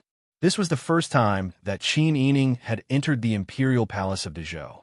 This palace was renovated based on the original palace of Beiji State. Under the simplicity and magnificence, it revealed the unique luxury and majesty of the royal family. You're tuning into the Romance Rendezvous YouTube channel. We're so grateful for your support, and don't forget to subscribe to join us on this incredible journey through captivating stories. Your generosity through donations truly makes a world of difference, as it's the primary source of revenue that allows me to expand and enhance this channel for you. Thank you from the bottom of my heart for being a part of this adventure.